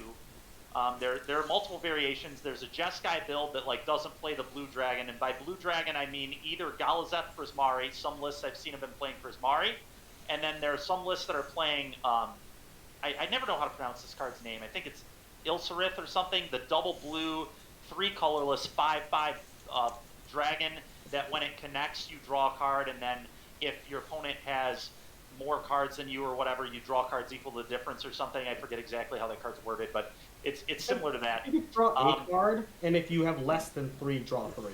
Yeah, exactly. You draw equal to the difference. Yeah. So anyway, they've got some lists have that. But the big thing about these Dragon decks is that they're starting to play the Divide by 0 package, which is sweet for them because the nice thing about the Dragons deck is once you have 1 threat in play, you're good because your threats are so strong in that deck. They only need 1 in play, and they're gonna take over the game, and your opponent has to do something about them pretty quickly. Whether that's your Furnace Whelp, the Whelp needs to get answered very quickly. The 4/4 that when it enters makes a land basically shock you every turn unless you sacrifice it, and then it's just a 4/4 dragon. And then obviously Goldspan Dragon. And then some of these lists are also playing Adult Gold Dragon, which is the 4/3 lifelink flying haste dragon, the rare out of Midnight Hunt, I believe. Yeah. The red-white one, right? Exactly. Yep. So there are some Jeskai builds doing that, but basically, the Dragons deck getting the Divide by 0 package is so key because they're able to just resolve one of these threats, and then they don't just have to tap out into nonsense anymore, and they get to hold up Divide by 0, and then they get the Learn package, and the Learn package is just so good. It's just free value. So, the Dragons deck is able to get the access to teachings, to draw either 2 or 3 cards, mascot exhibition, environmental sciences for when they're missing lands.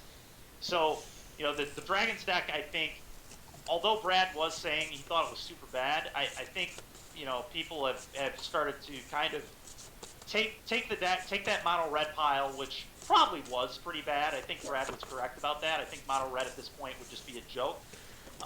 But now people are starting to, make that deck better, add other colors to it, kind of do interesting things with it.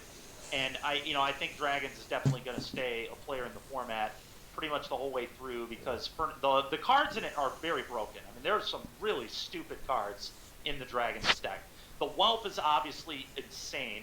If it sticks around for a turn, it just generates so much mana advantage.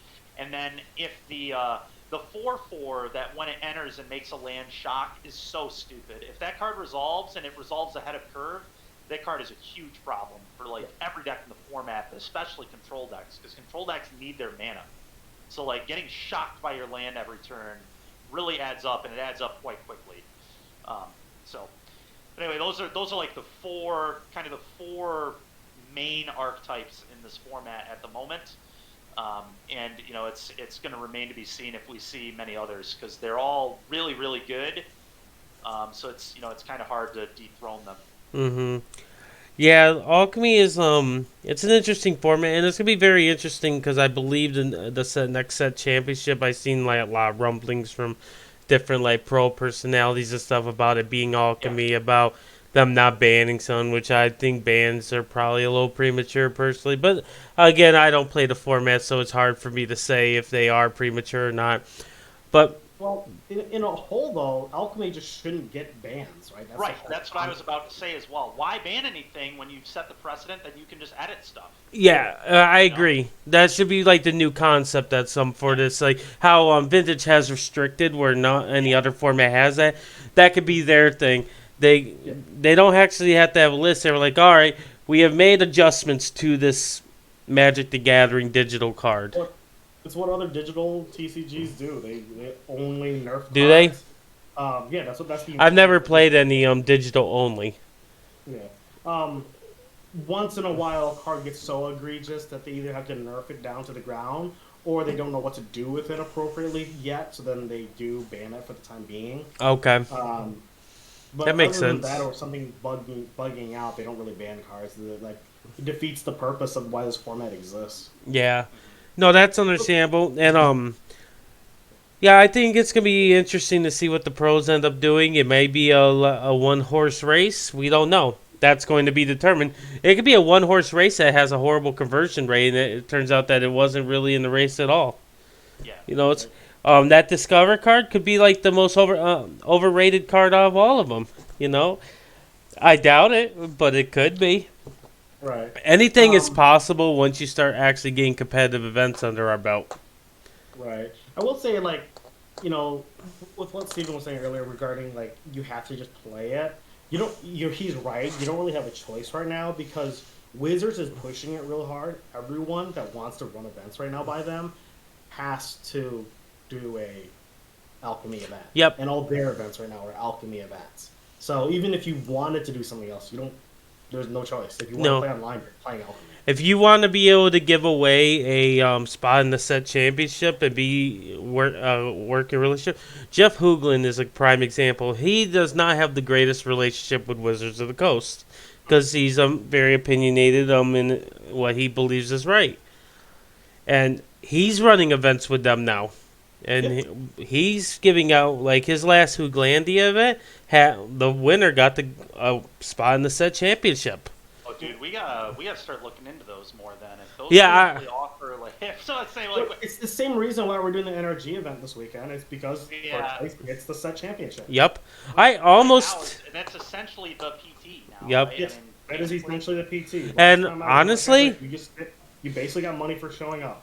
Let's be real. Because for those that are listening, we're going to actually be holding off to do the cards next week. Because this episode's running a little bit longer. We still have the interview with Kyle, which we're going to do a little preview session for in just a moment. But next week we're going to do part 2 where we're going to break down. We're actually going to break down all the cards next week. We're going to do a deep dive part 2 deep dive into Alchemy next week. That way we can actually hit all the cards. We're gonna have it separated in new cards and nerfed cards, so we can have 2 different ways we're gonna be approaching both cards. But we're gonna cover them all next week. Okay. But on the online thing, let's be real, we're living in a weird time. Spikes are happening like crazy right now again. The numbers are there for us to see.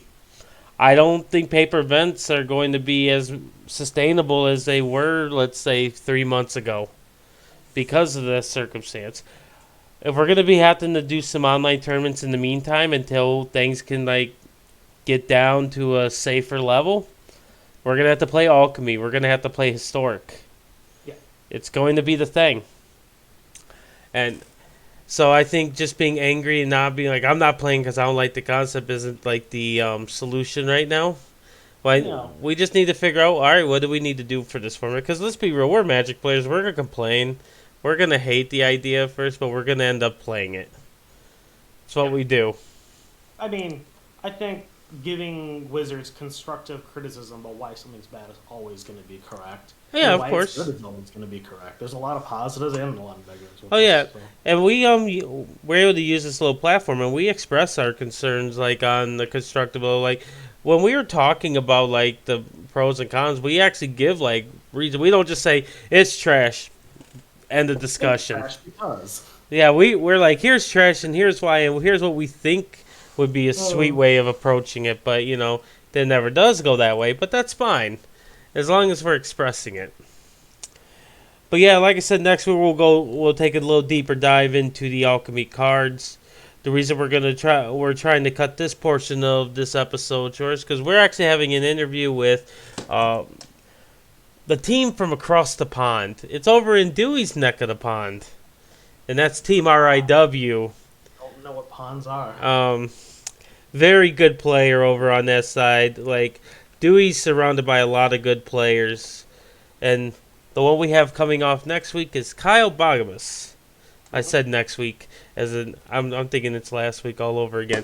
We're gonna have on just in a few moments is Kyle Boggomos, so everyone's gonna get there. Me and Steven's going to be interviewing him. We're gonna be talking some Magic, we'll probably be having a nice little conversation about Death Shadow, all that good stuff. It's gonna be a good time.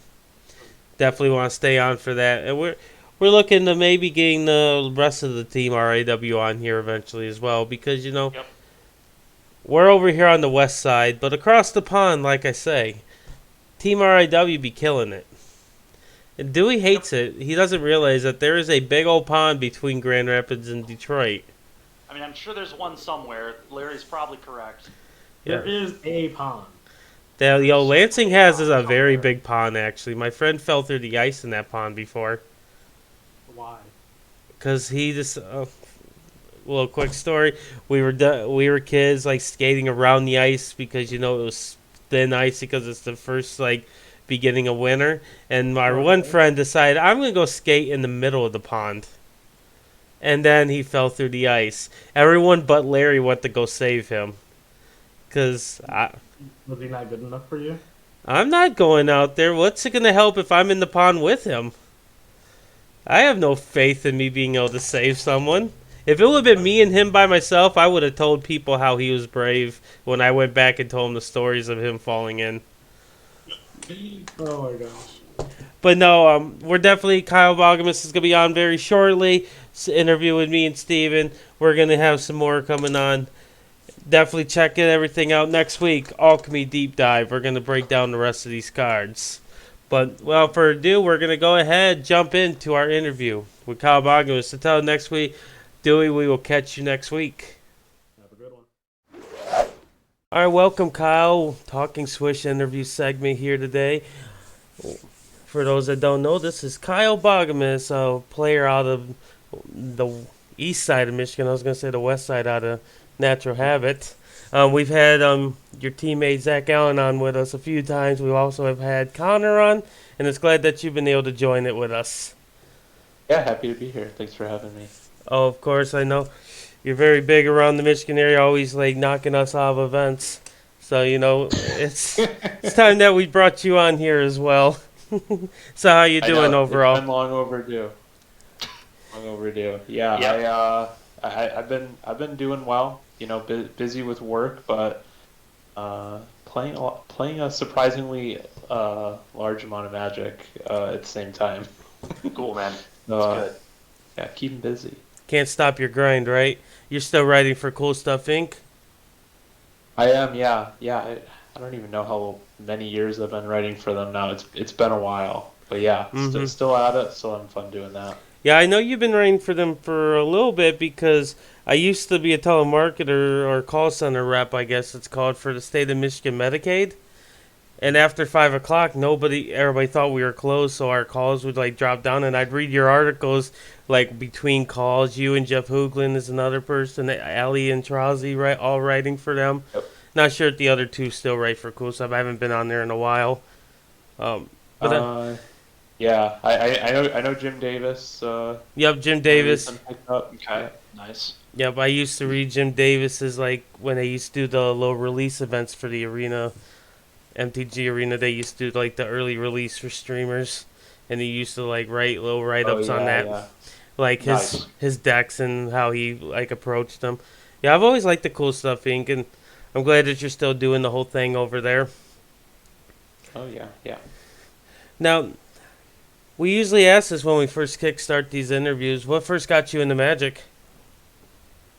So, my cousins, Adam and Steven, they're 8 and 10 years older than me. So when I was pretty little, I just kind of emulated them. So when I was like 5 or 6, they were pretty into Magic. This was maybe like in 1995 or something like that. I'm 32 now, so this is like back when Ice Age was new. Because they were playing this game, I was like, okay, I have to be playing this game too. So it kind of taught me to learn how to read, oddly enough. Cool, man. And since then, I took a few years off during like Urza Saga and Masks Block, and then I came back in Invasion, and I've been playing ever since. Okay, and I know we all get into the game at certain points in life. I didn't realize how close to age we were actually, which is funny enough. So what got you into the competitive side of Magic? What drew you in? So let's see. So my first tournament was 2001. There was I don't know if you guys remember this, but there used to be Wizards of the Coast stores in malls. And I just saw one of these happening. They'd sell like sealed product and board games and D&D books. They all closed in like 2003, so it's like ancient history. But yeah, they would have F&Ms there, and that was kind of how I got introduced to Standard. And I showed up with this pile of green-white cards that I owned, and got crushed for like a year straight. Yep. For some reason, I just kept playing. Here we are. Sweet. I don't even know why it was, but it's like, yeah, I'm just in Flame Tongue Kavu like right out of the game, but that's okay. Be back next week. it's so funny how us Magic players that play competitively now, it all started by getting bodied at F&M for like a year plus. Yeah, there's just a point in your life where you're not really good at anything else. Yeah, you just gotta take you might your as well beatings. just keep getting better at it. Yeah. What else am I gonna do? Yeah, exactly. I tell the story how I came back to Magic like the weekend before Dragons of Tarkir coming out, and I'm playing a 5-color dragon deck with no fetches because I thought fetches were stupid. I was like, I ain't paying life. Are you silly? And I got smacked around for quite some time until I learned about the power of Siege Rhino. But that's the story for another day. We'll have to go through that. Do you play any other games outside of Magic? Oh. Nope. No, actually, just that. Yeah. So like actually, the game that I played, since I've been playing the card games in tournaments for the last 20 years, 21 years at this point. I like played Versus System a little bit back when that was the card game that was competing with Magic, like in the mid 2000s, and then I also played the World of Warcraft TCG for like a year, and then I played Yu-Gi-Oh for a couple of years, like 15 years back. But you know, they all like haven't stood the test of time. So now I'm kind of like, yeah, you know, not super into trying the new games like that. Yeah, and it's hard, right? Because you had games like Force of Will and all that that were like a flash in the pan. So it's kind of like scary to want to invest your, most importantly, your time, because that's time you could be putting into Magic. And Yep, absolutely. we actually had a one of our teammates, Jeremy Pinter. He got into the versus system game, and he left I Magic, remember and that. Yep. he crushed it there. Don't get me wrong; like he was crushing the versus system circuit. But at the end of the day, you come back to Magic because Magic is always here, whether we love it or hate it. There's a lot of hate sometimes, but you know Yes. that's how we Yeah, do it. absolutely. So you got into competitive Magic. Did you just start going to like were the PTQs a thing, or like what was the next level after F&M? So back then they would have they'd have F&M. This is back when we had like ELO rankings. So F&M was like the 8K event. That was the entry level event, and then they'd have other weekend tournaments that were a little bit more competitive, higher K value. They'd be more impactful to your rating. And then beyond that, they'd be like Grand Prix trials and PTQs. It would happen. They all happened at Pandemonium in Michigan. So they hosted like everything that was bigger than a weekly event for the most part. So I went there a ton, as a kid. And every state would have a PTQ every season. So Michigan would have 4 PTQs, Ohio would have 4 PTQs, Pittsburgh would have 4, Chicago would have 4, and I just play all of them pretty much for, basically like 5 years or so. Yeah, but that was kind of how the system worked back then. Okay. Sounds nice. Sounds pretty It nice. was grindy. It was really grindy. You top 8, you win a box, and unless you won, the box was about as good as you were doing. Sure. It was definitely a different time. Okay. Yeah. Would you say like when those systems were they pretty straightforward? Where you just pretty much could have a good understanding how you get to your end goal? Say more on that. Yeah, let me rephrase that. So they have the systems in place. Did they like make it a little bit easier to understand, to know how to get to your end goal? You know how it is nowadays with Magic is you have to do calculus to figure out how to get to the Pro Tour. Yeah, it was actually super straightforward back then. Okay. So like at Pandemonium, for example, there'd be like 120 to 150 people who would register for this tournament. Mm-hmm. It was, if you won the PTQ during this time, like the mid 2000s, you'd win a plane ticket to wherever the Pro Tour was, be it, across the country or across the world. The plane ticket was the same. And then you'd win that box. And then if you go to a Grand Prix were much better value back then. Top 16 qualified for a Pro Tour, but you didn't win a plane ticket that way. So that was the downside. Okay. So Trade-off. you'd win $500, but maybe you need $2,000 to get to Japan if that's where it is for the season. So it was it was different. Yeah. So it was, and then I think it was maybe top 32 from the Pro Tour or something like that. Top 32 or top 50. Okay. So there was Grand Prix, PTQs. What qualified you for your first Pro Tour? Was it San Diego? Was that your first Pro Tour, or did you go to some beforehand? Yeah, I actually went to some beforehand. San Diego was my 4th Pro Tour. Okay. My first one was actually really awesome. It was Pro Tour Charleston 2006. I was 15 years and 10 months old. I remember that because they had the Junior Super Series circuit where you'd win scholarship money. Oh, wow. That's awesome. So like you'd either win $500 scholarship or $1,000. You qualify for this big Junior Super Series tournament where you could win, up to $20,000. That's like the big national one. The catch was if you had any pro points, you were forbidden from playing.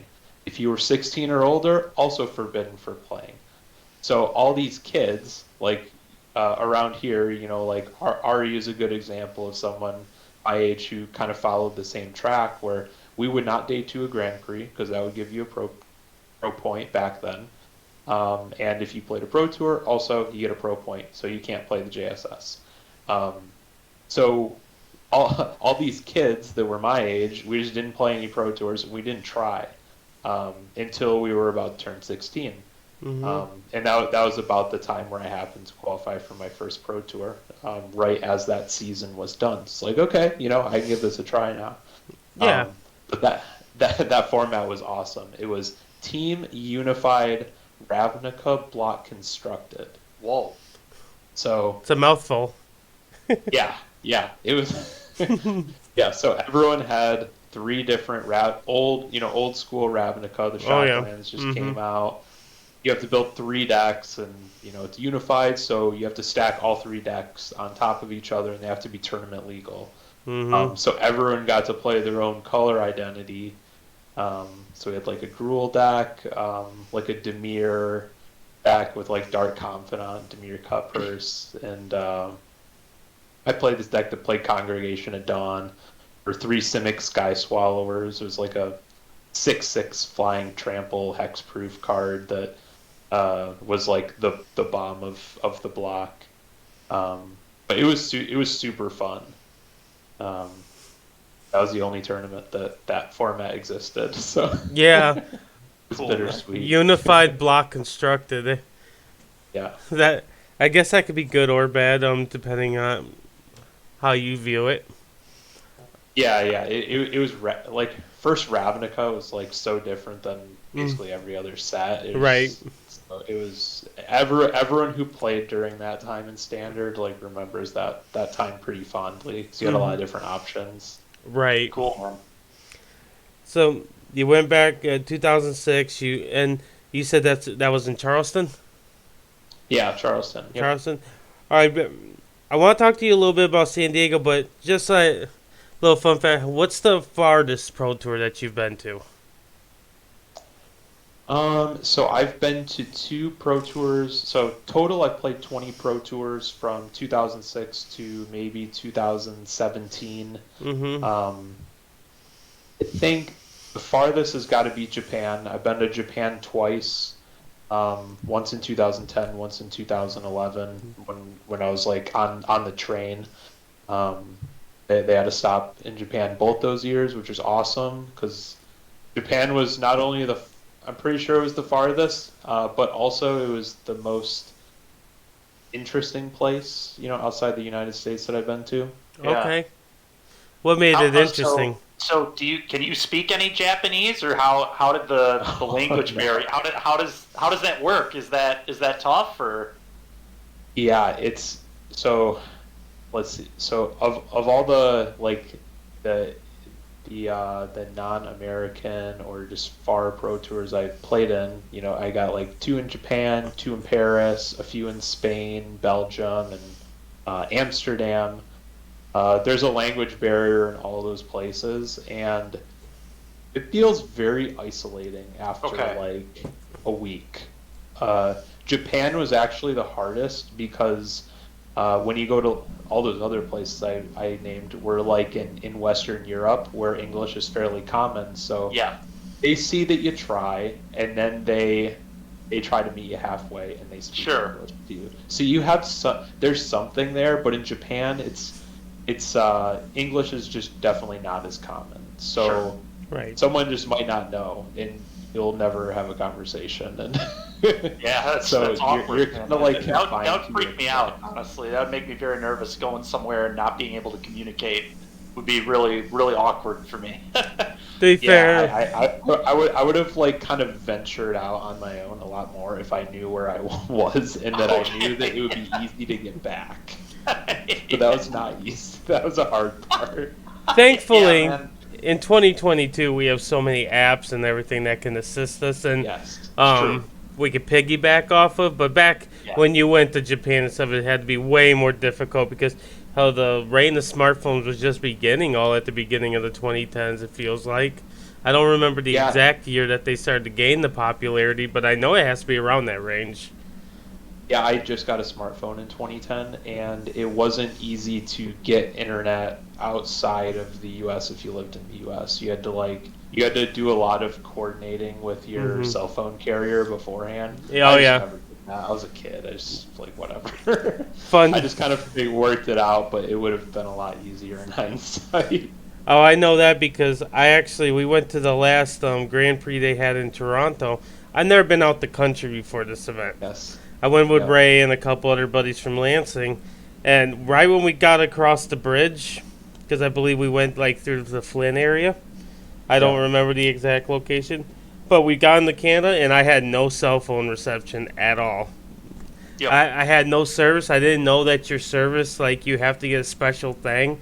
So I'm going around trying to find Wi-Fi to contact people to try to get me my cell phone service back on, and oh, it was a nightmare. I don't like not having service because then I feel like, get some anxiety going on because you're like, I can't contact nobody. What something happens, all Yes. that kind of stuff. I don't like that. Not my cup of tea personally. So I can only imagine what it'd be like if nobody spoke the language. Like, imagine if I went to Canada where they spoke French. Mhm. Yeah. Like, oh, Montreal. yeah. Yep. I don't have Happened there that- yeah. I don't have like a ton of anxiety, but I would that day. Oof. Yeah, it's hard. And I played a lot of PTQs in Canada too, because it's there's a lot of them within a 4-hour range, and Yep. the only difference is you go a different direction, and there's a point where your cell phone stops working. Other than that, it's just another convention center. It's just another weekend. Yep. But Yep. just don't have a phone this time. Yep. Well, another fun fact: the Toronto parking ramp is cool because it's heated. Like, I don't know if you remember that or not. I don't know if you've been to the Toronto one. I don't Definitely remember been that a as couple a- different. Yeah, Yeah. I've been to a couple different places. Mhm. There was one where it was like right across from an airport. Oh, yeah. It wasn't very scenic. There's the problem with going to all these events; they all blend after a while. Yeah.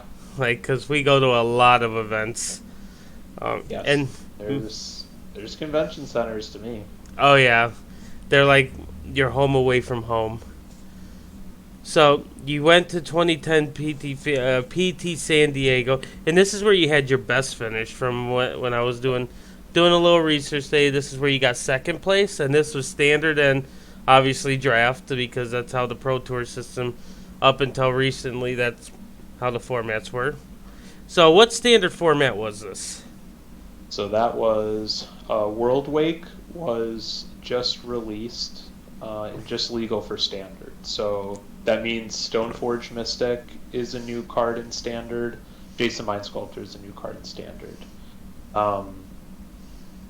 Everyone knew Jace the Mind Sculptor was going to be really good.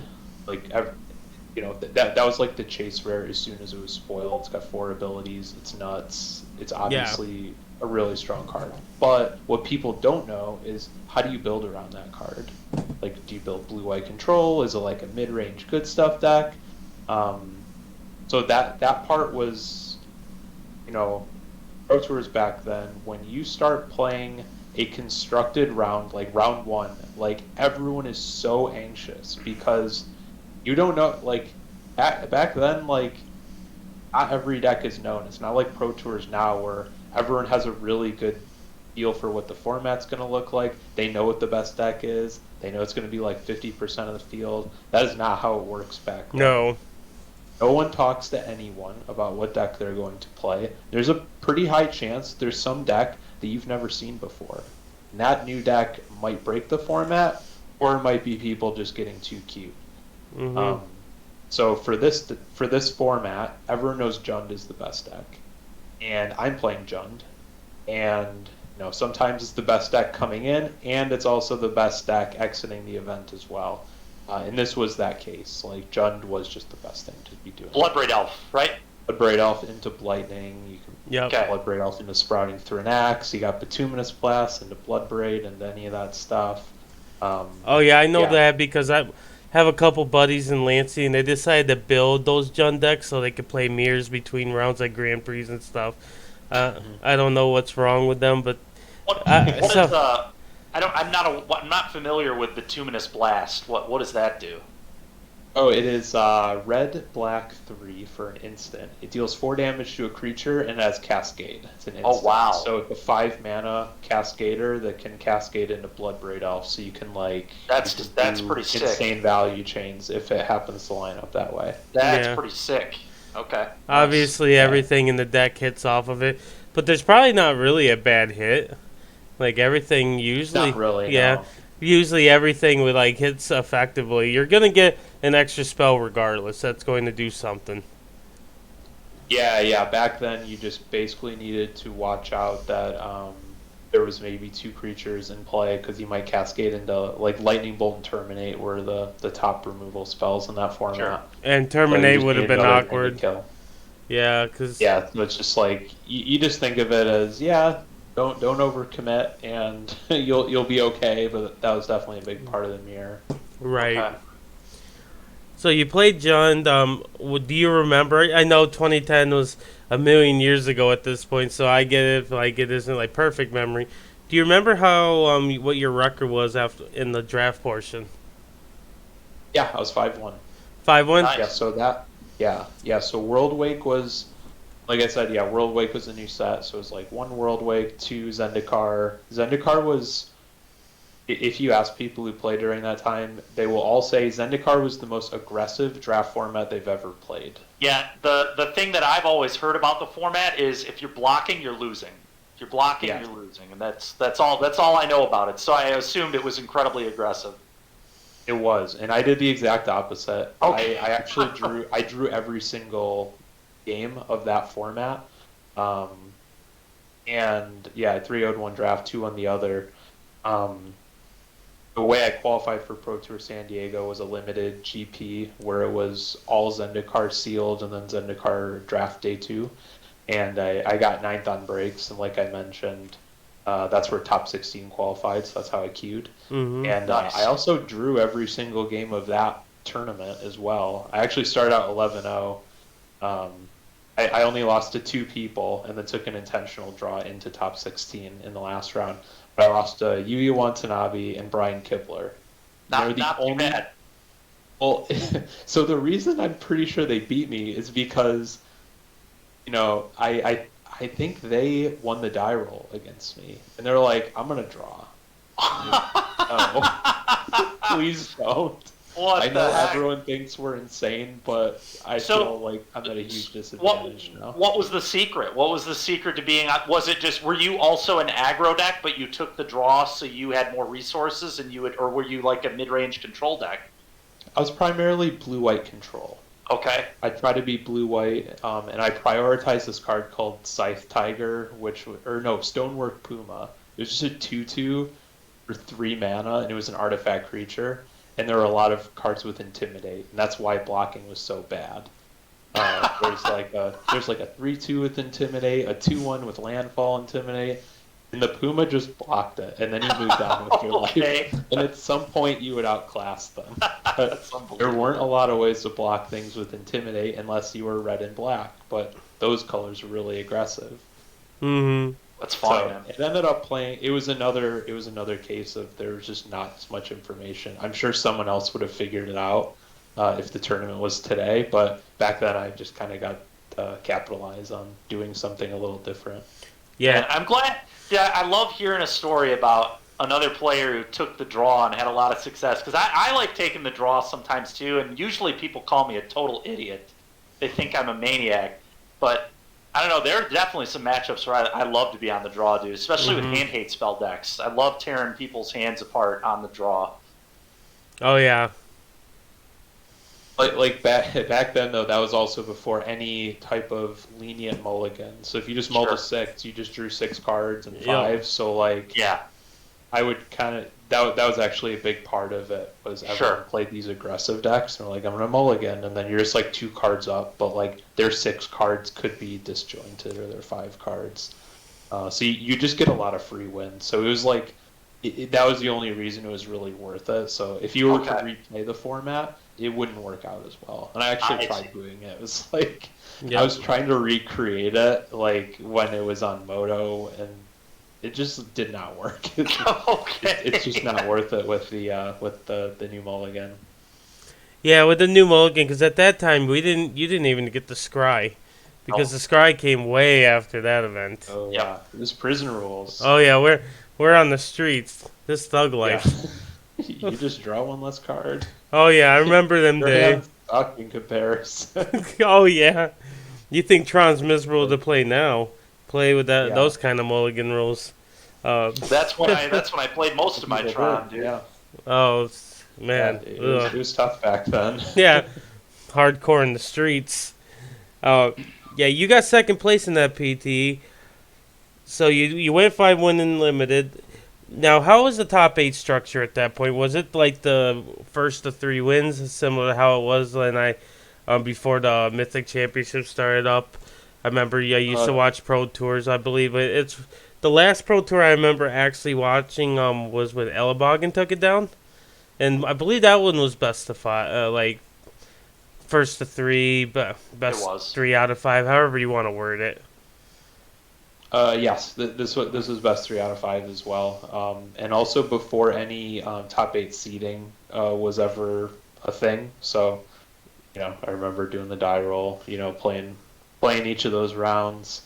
So that was more or less the format, and I played Jun 2 out of 3 times in the top 8, and top 8 in the finals against Simon Gordson, both Jun mirrors. Okay. And then Craig Wesco in the top 4, who's playing White Weenie, of course. Really? Craig Wesco on white cards. Yeah, so Craig was actually like a mainstay of the PTQ scene back then, so we had played a ton during that time. Oh, that makes sense.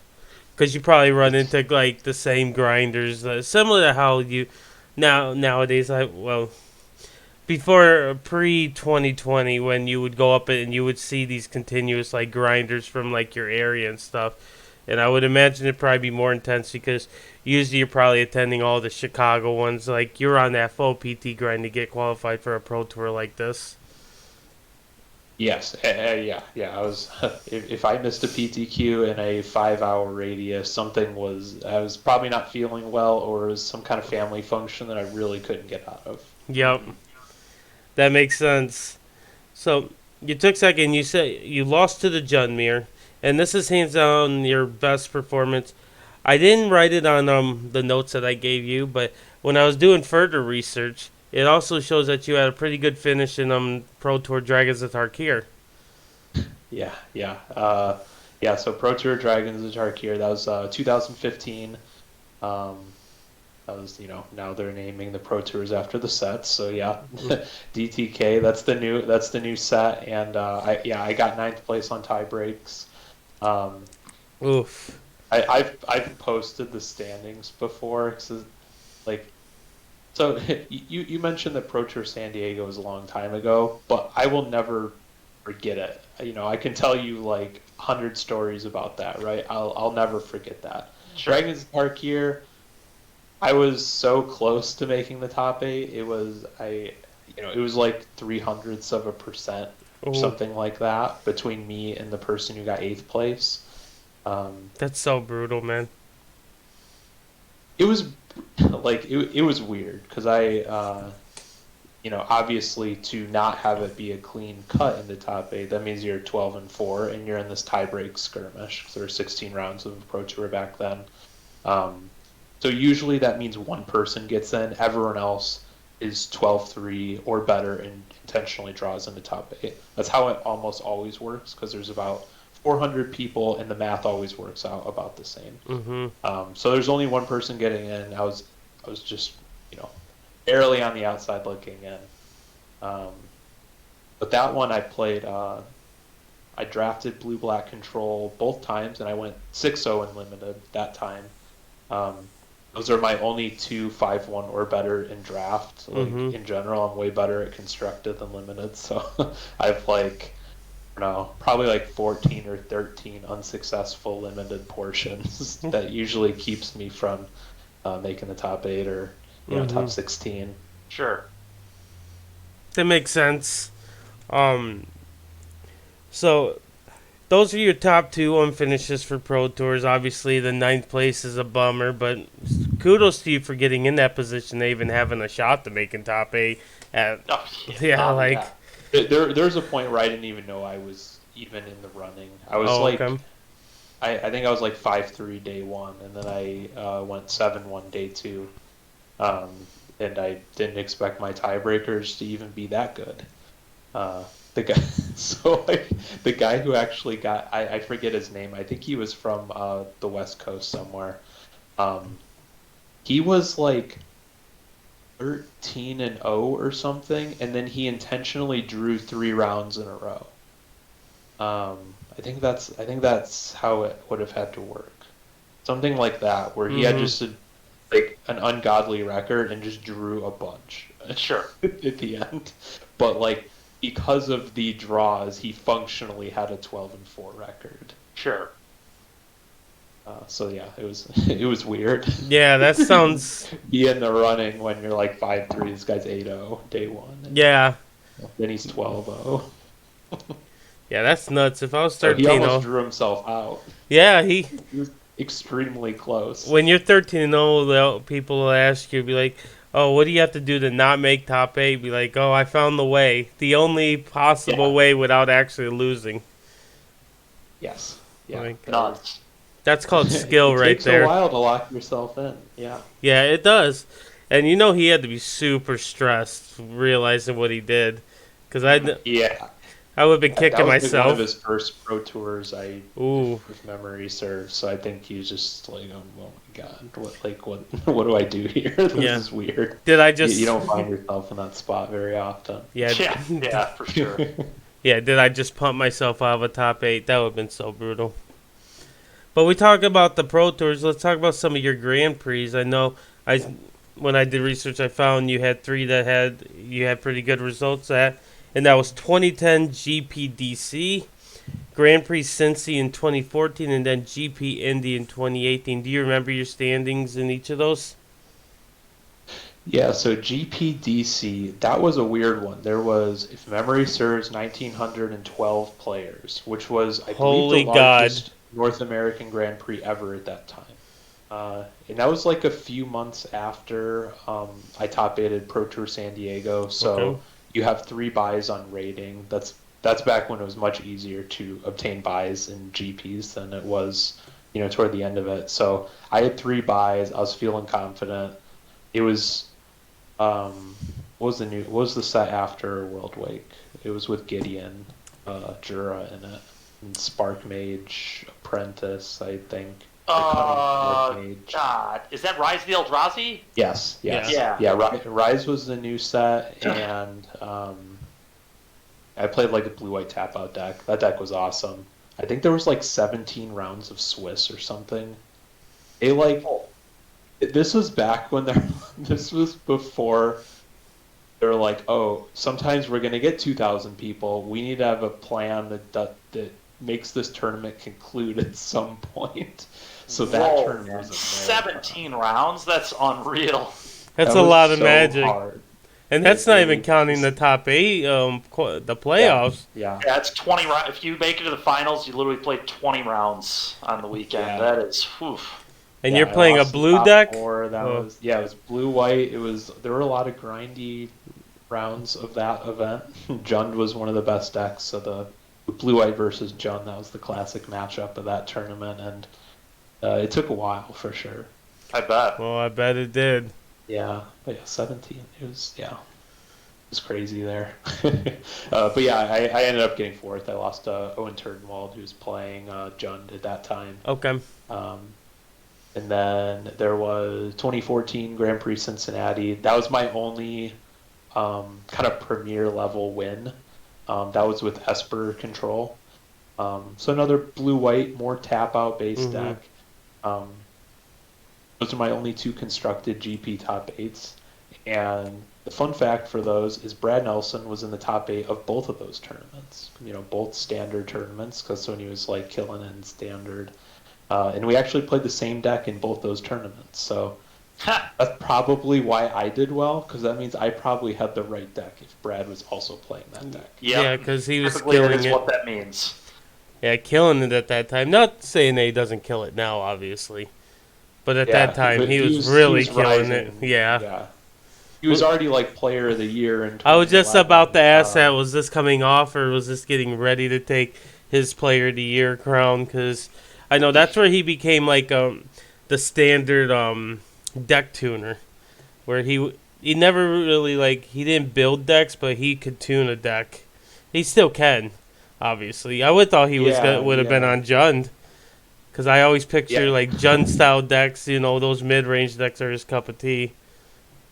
Yeah, if memory serves, he would just play anything that was a fair mid-range to control strategy. But I think he played some aggro decks back then too. But if he was playing, it was probably like the best deck for that weekend. And he was pretty easy to just move on to another deck and just master it. The next week. So that Esper deck was actually the best deck for the tournament, and I actually beat Brad in the finals of that tournament, so that was like pretty cool because he's like the standard guy, and I beat him in the mirror, and it was kind of a hard mirror too. The matchup was intricate, but actually that was one of the fastest. I think I actually won in like 10 minutes the entire match. Like my draws were just nuts. I just had it lined up.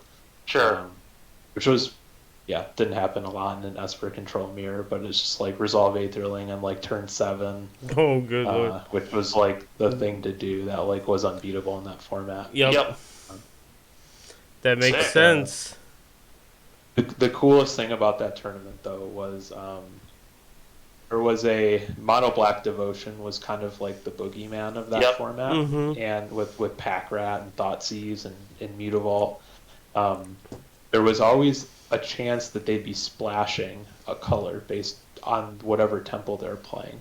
And I didn't know if my opponent had a splash. It was like in day 2 in some random round. But the Temple of Deceit, the blue-black temple, was splashing for Notion Thief. The one where you can steal you draw cards when your opponent draws cards outside of their draw step. So I tapped out for a Sphinx's Revelation for 7 at the end of the turn. And he played it very well. I forget who this person is, but I'm like, Rev, and Notion Thief was on my mind, but he just had this one card in his hand for like a long time. And it was Notion Thief. He drew 7 cards, and then he used the Notion Thief to attack my Jace Architect of Thought down. So I had nothing in play, and he just drew 7 cards. And I won this game without playing a revelation for the entire game. I don't even remember how I won it. It's like, dude, how badly did he draw? Oh my god, like he must have been so angry. You're out of top 8. Pissed. Yeah, He's so mad. If I like 8 for 1 to my opponent and still lost the game. It was. I think it was probably emotional for both of us because I'm just like, I'm out of top 8. What is this Notion? Oh my god! I can't believe this is happening. Yeah, when you won, that's one of those games where you win and you almost just feel bad. You almost just like shrug your shoulder, like, sorry, dude. Like, you got me and you still lost. It's actually just wasn't your day. I don't remember it at all. It's almost like one of those adrenaline things where you just forget what happens. I literally don't remember how I won. That's insane, man. It's one of those games where you're probably like, as soon as that happens, you're like, oh my god, and you just like check out of the game because you assume you're going to lose, so then you just somehow crawl back and win. That's insane, dude. That's sick. I will give you the coolest comeback that I ever had. I bet you. It's probably when you're running hot, you're running hot. Yeah, exactly. You got to get lucky to win these events or to top 8 these events, and that is a really good example of getting lucky. It's your opponent 8 for 1, 13 and 2. It's hard. I had 1 bye, so I had to go 12 and 2. That's hard. Oh my god, man, that's awesome though. It's a great story. Top 8ing's hard. So the last one, because that was Cincinnati that this happened at. So the next one is GP Indy in 2018. And you said the last 2 were your only constructed. So this one was limited? Yes, this was Oh god, what set? This was another one of those. There was a smaller set that was combined with the standalone set.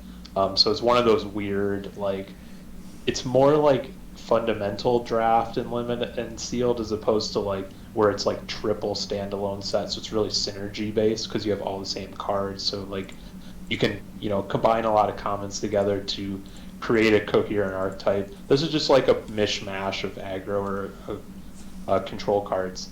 I'm drawing a blank, but Ambuscade was in this set. It was Hour of Devastation. Yeah. Okay. That was the new set.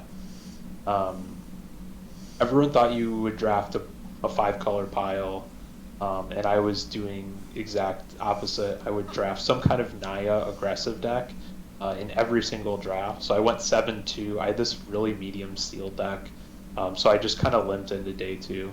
But I 6-0 draft by just drafting every Ambuscade I'd found. So I'd either combine it with white or with red, with some kind of Naya deck. Ambuscade was green. What does that one do again? Wasn't that like a fight?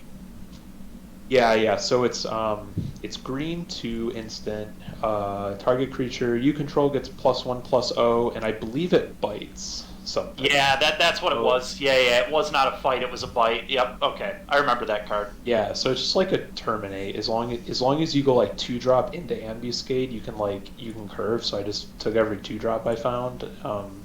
And that was just like probably the way to do this. I think Martin Yuza won at least one GP doing exactly this, just at a similar time, and it's limited, so people don't really talk strategy quite as much. So it wasn't like well known. So I just got this deck repeatedly. So I made it to the finals. I lost to Andrew Cuneo, and yeah, so I like won the first 8 rounds doing this kind of weird, unconventional draft. Mm-hmm. So it was cool because in day 2, I forget everyone that I played, but even in the coverage, they're like, Kyle's schedule is really hard. It's like he's playing a pro tour against all these people that he's drafting against. I played Steve Rubin in the top 8 as well. But it was a really tough schedule to get there. So it was a pretty rewarding one. It was fun. Nice, man. That's sick. Yeah, it seems like just based off of this, it seems like you've had a pretty successful Magic career. Yeah, I would say so. I think it's like with Grand Prix, it's like there's a lot of tournaments where if you don't have a good finish at a Grand Prix, it's like you make like $200. You probably spent $500 to get there. Oh yeah. So even something that's successful looks not very good. But yeah, there's a lot of people that are like, GP grinders that may have played like 60 GPs. I think I only played like 40, so my numbers are good, but I still feel bad about them. Mm-hmm. I think my top 16 or better conversion is like 1 in 5 or something like that. Sure. So it's high, but 4 out of 5 times it just doesn't feel very good. Sure. Yeah. It's a grind for sure. Oh yeah. I know there's a lot of like people that would choose like Grand Prix grinding, or they would go, I'm gonna be on the SCG tour, similar to like Jim Davis did, because they feel like they can make more money doing it. They could be more effective on those tours. Whatever you find is your goals. Did you do any of the other grinds like the SCG tour? Did you dedicate any time to that? Yeah, so I dedicated time to it. I've never flown to an SCG, but I did play everyone that was in the region. Okay. Just because the 2-day tournaments, I think they're pretty fun, so I like to play those. I think I top 8'd like 3 of the opens, and then one of the invitationals when they were in Columbus, because they used to not always be in Roanoke. They would have 4 a year, and they would have one in Roanoke, one in Columbus, one in, I don't know, maybe Las Vegas or something like that. But usually one was driving distance to be in Columbus, so I'd save my invite to just play the Columbus one. Kyle and I actually had I and another RAW team member that we want to get on this podcast here in the near future, Raja. We got 5th. When it was exactly not enough anymore. It was like the first weekend that it wasn't good enough.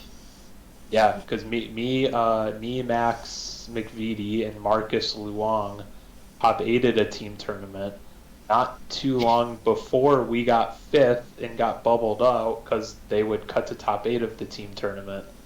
So it's like, because we actually like got to concede into like sixth or seventh place and still make the elimination rounds in that tournament. And yeah, when it was me, Dykman, and Raja, we got. Did we get fifth on breaks? I forget. Yeah, I think we knew we were going to get fifth. I don't think it was that like dramatic. Like we knew after the last round that we weren't going to be in top four, and we were already annoyed because we knew that we would have top eighted any other event prior. Yes. Yeah. Well, that would be. Well, that's kind of like the whole Pro Tour system when they changed it from the one that I went to, and then they changed it right back afterwards. Like those kind of things are just so annoying. But yes. You know, turn it into a positive, I suppose, to be like, at least you put yourselves in a position that if it was like normal circumstance, you still made top five of all the teams. We did really well. I think we all played well. I think we all, for the most part, had good decks. I remember my E-Tron list that weekend was really fun. I was main decking 4 Phyrexian Revokers for all the Oko decks. So I would just like play a Revoker on turn 2 and just blind name Oko in most matchups because everybody was playing Oko. So it's a 2-1 that just shut off the most important card in their deck. Yep. And there were a lot of other things to name with Revoker too. Was the cool thing. Naming Urza was cool. Yep, you can name Urza, you can name Gilded Goose, you can name whatever you want with the Revoker is such a sick card because it can name mana abilities. The only thing it can't do is name lands, which is like one reason Pithing Needle sometimes sees play over it.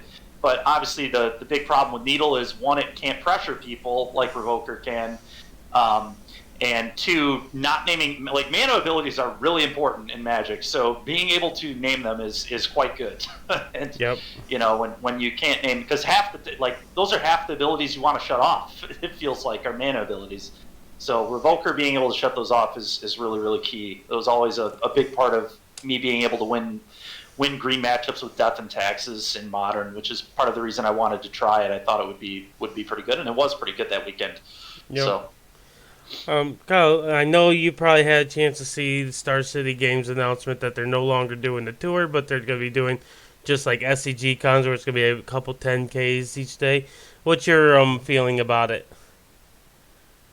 Well, it's good that they're doing something. I think they're moving away from coverage, as is kind of most of the world at this point. So it's okay that they are kind of doing something that is like a Band-Aid in COVID times.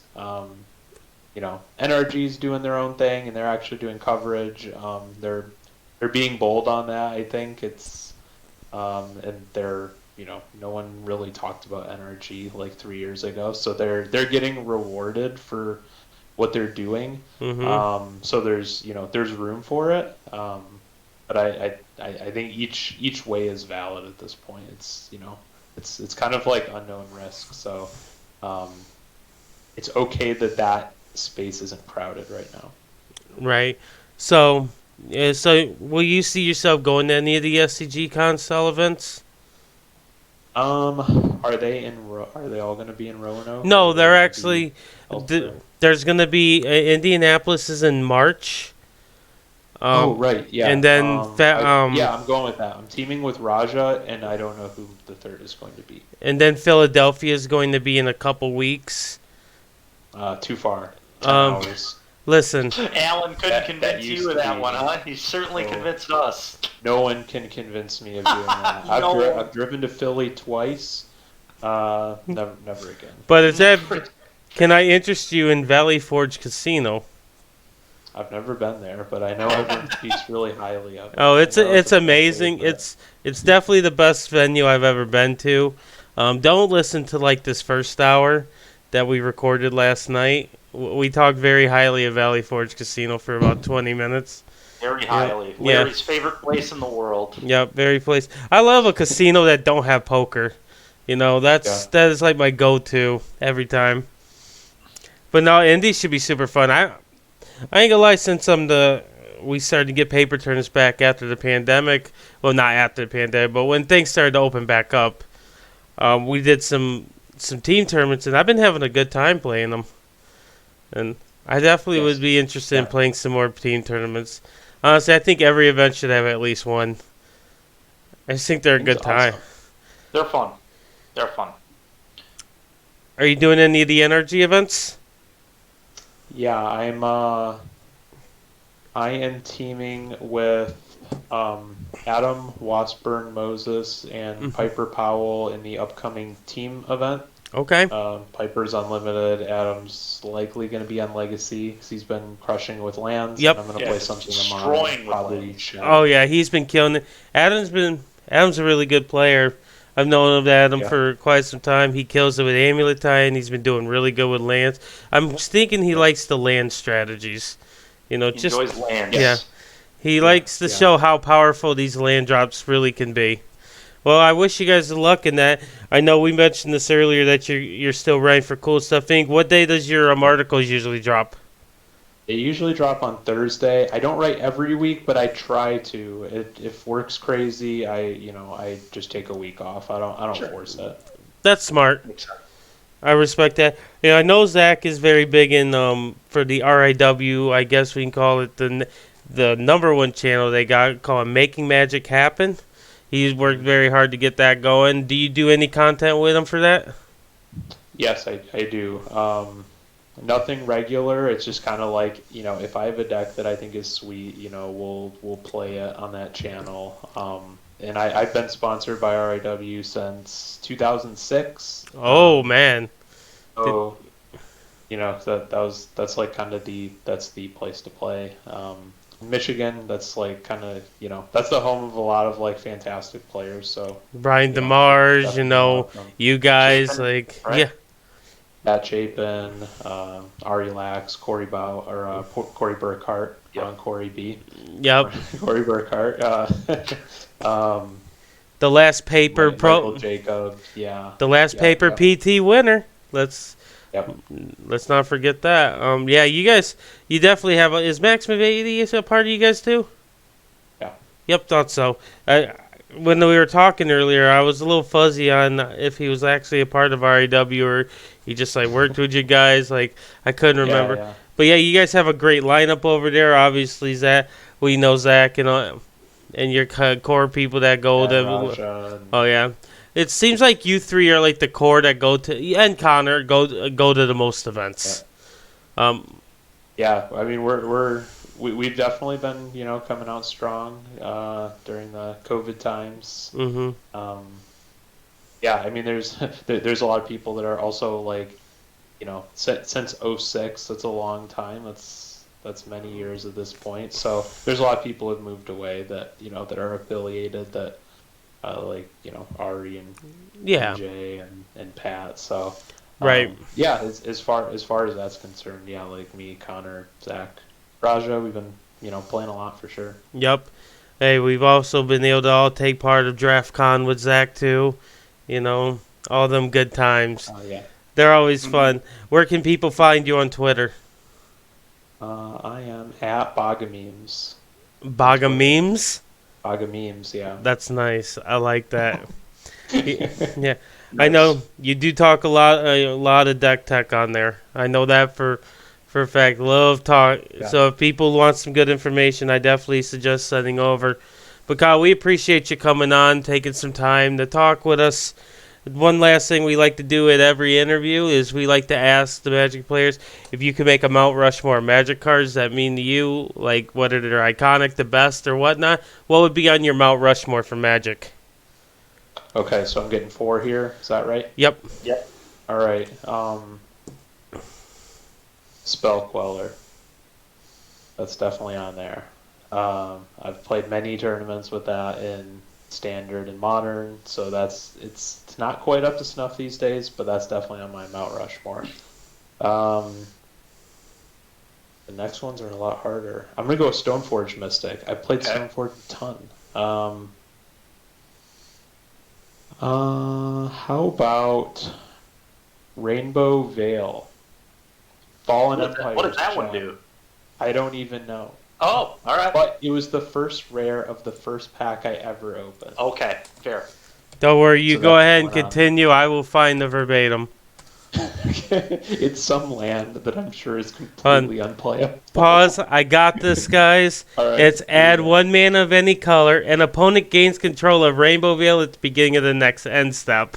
Oh God, That's terrible. so bad. But I guess it keeps passing back and forth because if they ever tap it, you get it. So it's just this Weird. weird land, man. What a strange land. You might as well just sacrifice it. It's not good. so weird, man. I stand by it though. So bad. No, it's terrible. You basically just mana ramp your opponent. What's the worst that can happen? Alright, so Stoneforge, Spell Queller, Rainbow Veil. Obviously, Rainbow Veil's number 1, but what's the big number 4? Worship. Worship. That's a yep. Worship. That's been a. We've had other people say that one too. Oh yeah. Really? Oh yeah. People love that Yeah. card. I've had bad experiences against that card. So Yeah, it sucks by modern day technology, but it was in like every standard deck that I played back when it was reprinted in 7th edition. Mm-hmm. I mean, I'm gonna go with it that. was the same in standard as it was in modern. If you play it and your opponent can't beat it, they just lose. Like if they can't get it off the table in their creature deck.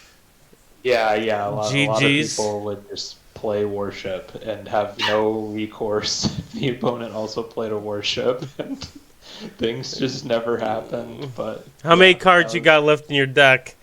We're about to deck you. That's what mattered. Yeah. No, those are. Yeah, that was very big. That was big for me back then. But yeah, it's a good one to add.